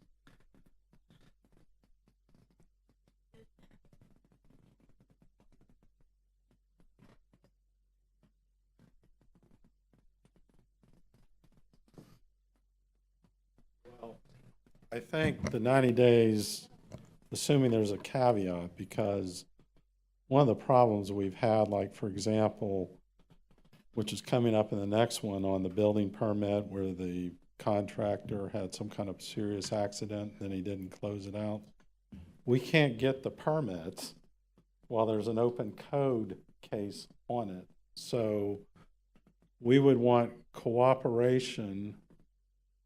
We can live with 90 days, but they got to cooperate with us about not stopping the permit because we have an open code case. So is there any objection from the county? Okay. So what about I'll let you comment. So it sounds as though there would be no objection on the 90 days from the property owner. What about I'm sure there might be some comment on the $1,000 per day fine. What are you asking for? I think that's excessive. I realize here that there's just a lot of controversy, but you know, we spent a lot of time, and I'm trying to think of diplomatic way to say this. I very much believe in the argument that I made about why we were vested in 1989. So I think there was certain legal arguments that had to come to fruition here. I would ask that there be some, maybe not the whole 90 days where there is no fine, but some period where there is no fine, we can show progress. Okay. So no recommended dollar amount or reduced dollar amount at this point. You're just just as far as they've asked for 1,000. I'd certainly want less. I know, I'm giving you the chance to throw out a number if you'd like to. How about none for 30 days, and then it's $100 a day? Okay. I'll take that under consideration. All right, thank you, sir. All right, having heard both from the county as well as the property owner, I will allow, will provide that the property be brought into compliance within 90 days with the I'm sorry? July 29th? So on or before July 29th will be 90 days, with the caveat that we mentioned, the county is not to hold up, I guess, because there's an open code violation, not to use that as a sword to say you can't get your permit. Is that correct? Yes, sir. Those permits would be required as part of the remedy for this case. We will absolutely cooperate with that, and make sure that those permits get properly issued. All right, in a thank you, timely sir. manner. All right, so with that understanding, I will impose the $84 administrative fee. And this is how the, so we're gonna have to get an updated order. So this is how the fines will be imposed. So the fine for the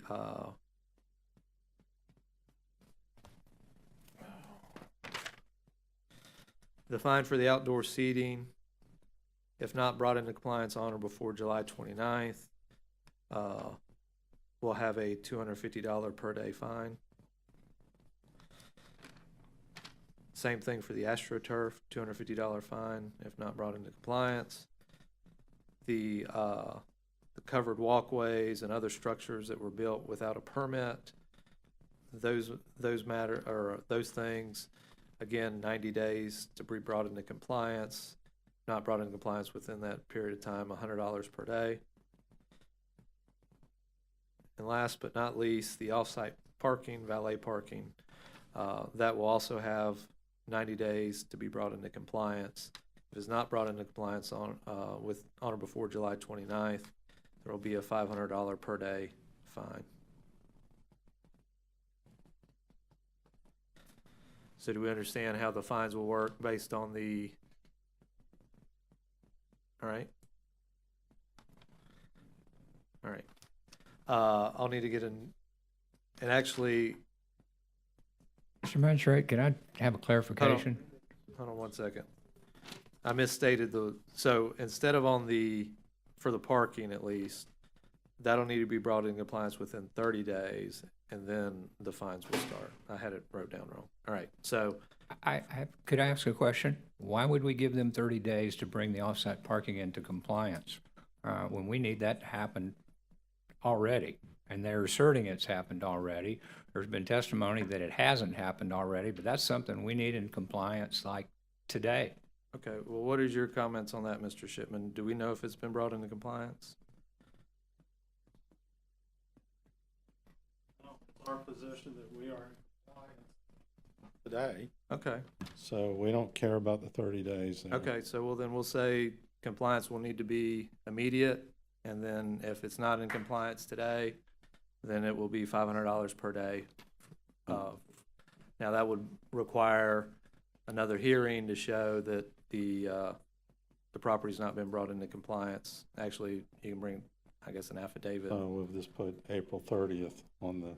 Yeah, so the parking requirement will be today, April 30th, and then for every day that that it's alleged that it's not in compliance from today forward, it'll be $500 per day. I do want to make sure that we're clear that if there's a new code case or a new parking.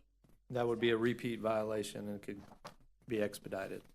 And then there's an additional, more severe penalties that can be levied, I think, or I know, on repeat violation. All right, so just so the record's clear, the other matters on property, on site, you have 90 days. As far as the off-site parking / valet parking, that's immediate, so from today forward, any violations will be $500 per day. All right? Any questions regarding the ruling from the county? All right. Any questions regarding the ruling, Mr. Shipman? No, I was just asking, are there any questions regarding the fines and the ruling and the time period allowed?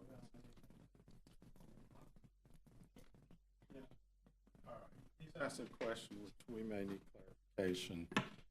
Because Max said you can't valet on your own property, meaning the Old Florida Fish House site.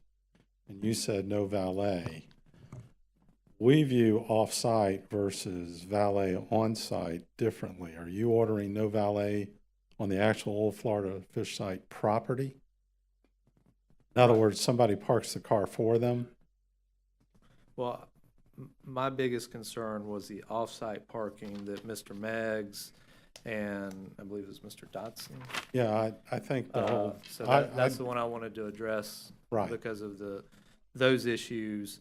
As far as the valet parking on site, I have no problem breaking that out and saying that that'll have to be brought into compliance within the 90-day period. What's the county's stance on that? We can work valet parking on site, modify the PO very quickly to allow. Okay. I don't see any external. Okay. All right. So for clarification and okay, so for Mr. Shipman's edification, my edification, and the public, we are going to break those two apart. So off-site parking will still have compliance by today, and any violations will be $500 per day. On-site valet parking will have 90 days to be brought into compliance. All right, and then should that not be brought into compliance within 90 days, that will be a $250 per day fine. All right, have we addressed all have we? We're talking parking within the Old Florida Fish House parking lot. Correct. On-site property, yes. But off-site, that's immediate, that's today, and that's $500 per day. All right?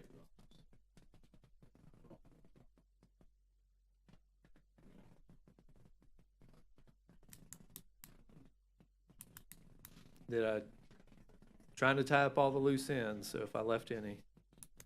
Is there anything from the county as far as anything that needed to be addressed that I didn't address? All right, anything, Mr. Shipman, that you need clarification on or that we might need to address? Okay. All right, so that's the ruling, so that'll end that case, and we'll get the final order. We'll need to get that updated and probably laid out, all right? So that's the end of that case. Let me ask a question. Yeah, I wanted to ask how, everybody's been here all morning, so let's take about a 15-minute recess. I'll say it's 12:55, so we'll come back at 1:10.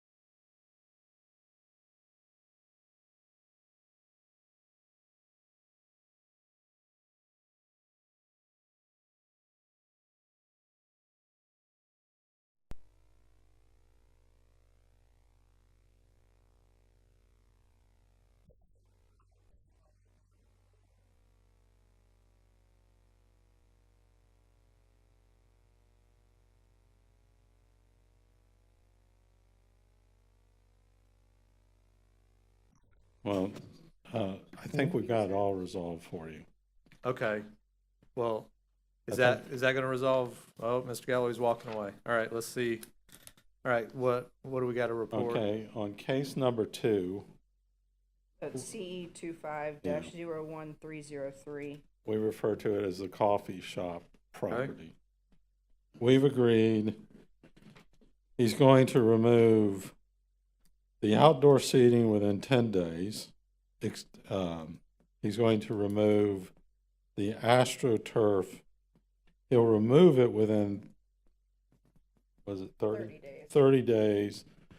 But we have 90 days on the section that's within 100 feet of the edge of the lake to submit the remediation plan, because there you have to do the native vegetation stuff to get it approved. We will plant, we've agreed that on the non-100-foot AstroTurf areas, they can go ahead and put sod down. Okay. Okay. Would that be part of the remediate, or is that just a temporary for the? Now, the sod, Outside of the 100-foot, sod would be allowed within Okay. the 100-foot. They'd have 90 days to complete a restoration plan. Right, okay, so the sod's only gonna be outside of the 100-foot right. That's buffer. correct. Okay, We've agreed that there are 2 gazebos on the property that pre-existed. You know, this was once part of the condos next door, and there was a swimming pool and 2 gazebos. I remember, yeah. So we've agreed the gazebos get to stay on that property. Those are the 2 gazebos, Yes. all right. And the swimming pool was filled in, but basically you have the old concrete deck with a gravel area where they filled it in. That was grandfathered, and we can do seating on that area and inside the 2 gazebos. And on the deck of the coffee shop building, we will remove all the other outdoor seating. Right? Right. But the gazebo seating will not begin until the outdoor seating, the additional outdoor seating is removed. And we'll do that in within 10 days. This is all in exchange for admission on that case.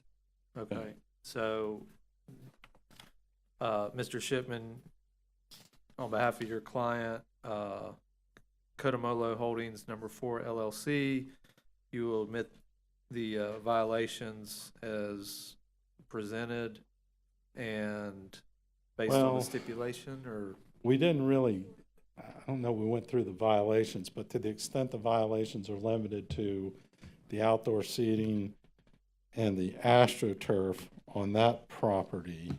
Well, I think it could probably be in that catch-all that you mentioned before, the post-development order changes, so. I mean, I just don't want it that we're admitting to something we didn't discuss in the room, because I don't want to have to come back and correct something else. The post-permit changes in development within the coastal dune and building permits.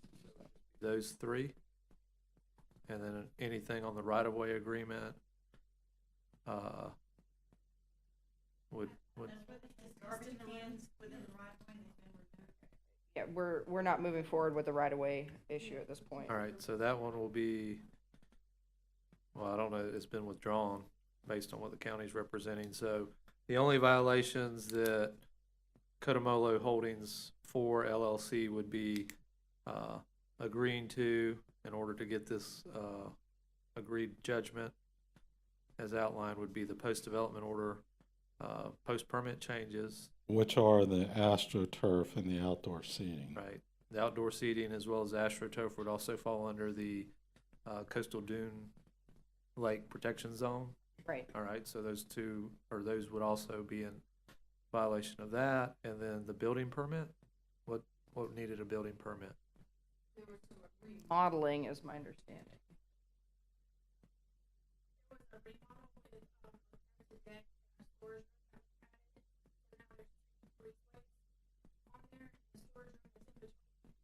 Not on the original DO or the modification DO that was done in 2015.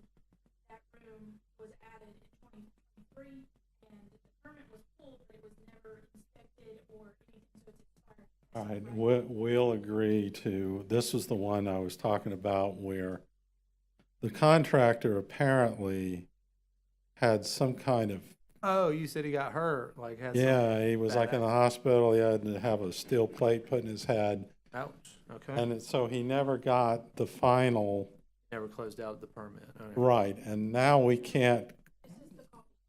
Right, this is the coffee shop.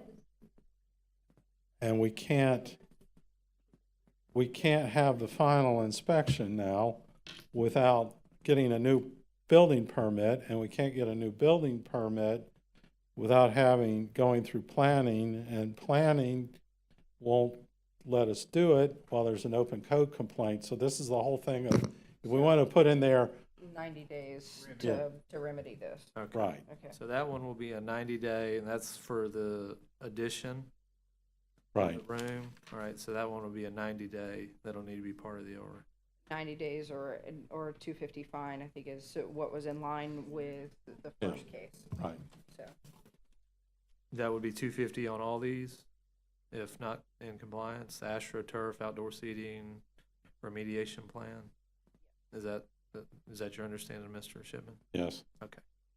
All right, anything else on that? So I'll accept the admission based on what's been represented for those three, under those three sections of the code: post-permit changes, development order requirement, and the development within coastal dune protection zone. All right, and I'll agree to or I'll accept the agreement made by the county and the property owner, as outlined. And I think the next two, this is kind of consistent with what your order was on the first one, is we're not doing off-site parking at either one of those locations. And we agree that stops immediately today, because it's our position we're not doing it. so it would be an admission for CE 2400680 and CE 2400679, and the agreement would be that parking ends immediately or a $500 a day fine Although for off-site parking. technically, I guess, Mr. O'Leary doesn't own the first one. I talked to Dave Roberts yesterday, who hasn't retained me. His understanding was that that wasn't even really, it was just gonna get presented that this happened, they're not doing it anymore. I can't speak for Dave Roberts on. Is that HRS 30A LLC? Okay. Yeah, All right, good, because we were about to go into that a minute ago. So that one is Mr. Roberts.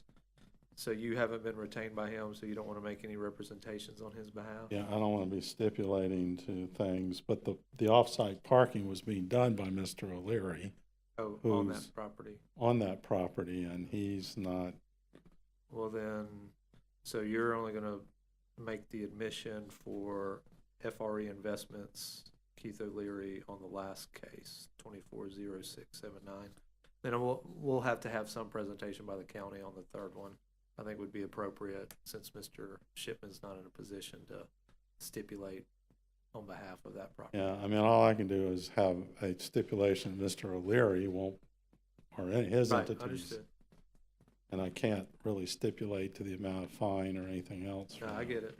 So, There is an admin fee on the 679 and the 1303. $84 for 1303, and then 95 for 679. and those will be paid within 30 days? Is there? Yes.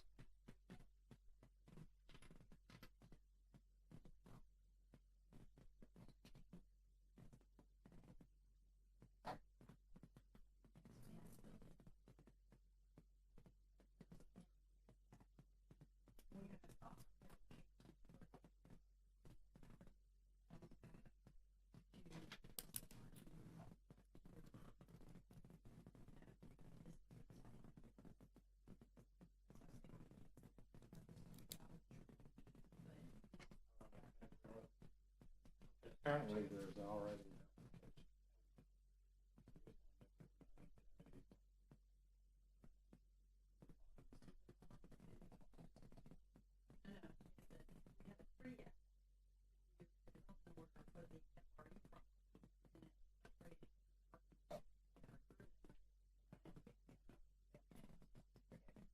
So a slight modification to the 679, because there are some additional, it's not just the offsite parking. There's offsite parking as well as DO issues. So there's been some pre-app, so at this point, for that issue, as far as the development orders, we'd ask for 90 days to come into compliance, or a $250 a day fine. All right, so for that one, 24-00679, there would be an admission of violation of development order and use of the property. The first part, the off-site parking, ends immediately. If not, $500 per day fine. There's a $95 administrative fee. There's a permit application for development order for that property. County's agreeing 90 days, $250 per day fine. Should it not be brought in compliance? That's the July, what's that date? Okay. July 29th. All right. Does that sound correct to both sides? Yeah. Yep. And then, so that would only leave agenda item number 3, correct? That's correct. Based on Mr. Shipman's represent. Okay.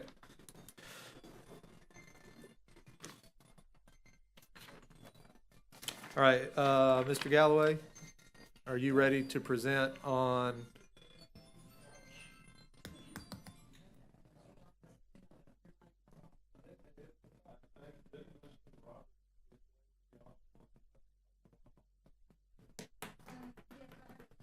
All right, well, hold on, you want to go ahead and, so we'll go ahead and call case number 24-00680, property owner HRS 30A LLC, address is 4987 East County Highway 30A, Santa Rosa Beach. Mr. Galloway, all right.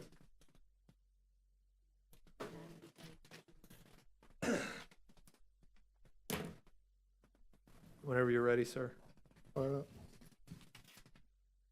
Good afternoon, Your Honor. My name is Drew Galloway, Code Compliance Officer with Walton County. For the record, I'm submitting my final summary case report and testimony in reference to case 24-00680. The property is located at 4987 East County Highway 30A, Santa Rosa Beach. Parcel number is 19-3 South-18-16010-00D-0130. Property owners HRS 30A LLC.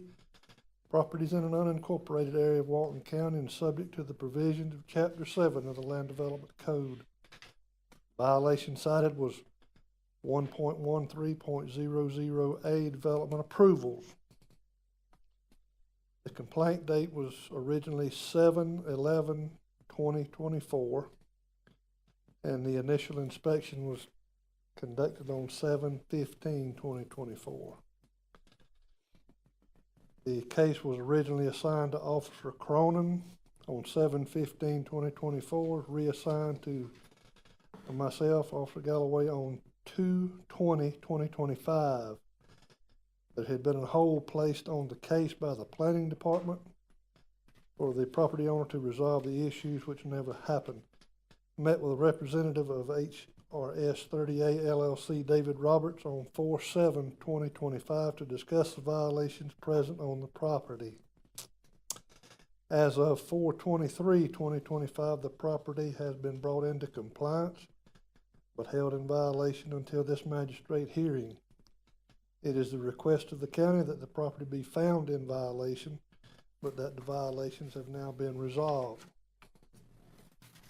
A notice of violation was issued on 2/24/2025, corrective compliance due date of 3/24/2025. After several inspections of the property, the evidence of additional parking from Old Florida Fish House restaurant ceased on 4/7/2025 by the area in question being blocked off with orange cones and only the 8 approved parking slots being utilized. Reinspection conducted on 4/23/2025 revealed all additional gravel for parking had been removed, bringing the property into compliance. Notice of hearing was sent certified mail on 4/8/2025. The property posting and South Walton Annex posting was done also on that date, 4/8/2025, as prescribed by Florida Statute 162. Proper notice has been given, and I request the magistrate admit these findings into evidence. All right, I'll accept into evidence the staff report, photographs, and backup material presented as County's Exhibit 1. You stated that you testified that the property has been brought in compliance. However, you're asking the magistrate to find that while there was a previous violation, it's been remedied to allow for this to be considered a repeat violation. Correct. Should the matter come up again. Right. I see that, is there $88 in administrative fees? That's right. All right, you're requesting that be paid within 30 days. All right, thank you, sir. I'll close the evidence portion of this hearing. I'll find, with the following findings of fact and conclusions of law, I'll find that the property located at 4987 East County Highway 30A in Santa Rosa Beach, Florida, is in the unincorporated area of Walton County, Florida, and is therefore subject to the Walton County Land Development Code. Based on the testimony and evidence presented, I find that there is a violation of 1.13.00A development approvals that were previously noted on the property, however, have been brought into compliance and been remedied. Based on that, there will be no fines. However, there is an $88 administrative fee. That $88 administrative fee will need to be paid within 30 days. Did I miss anything, Officer Galloway? No. All right. And I'm signing the order now. And that'll conclude that case. And I believe that concludes our agenda for today. Am I correct? All right, we are adjourned.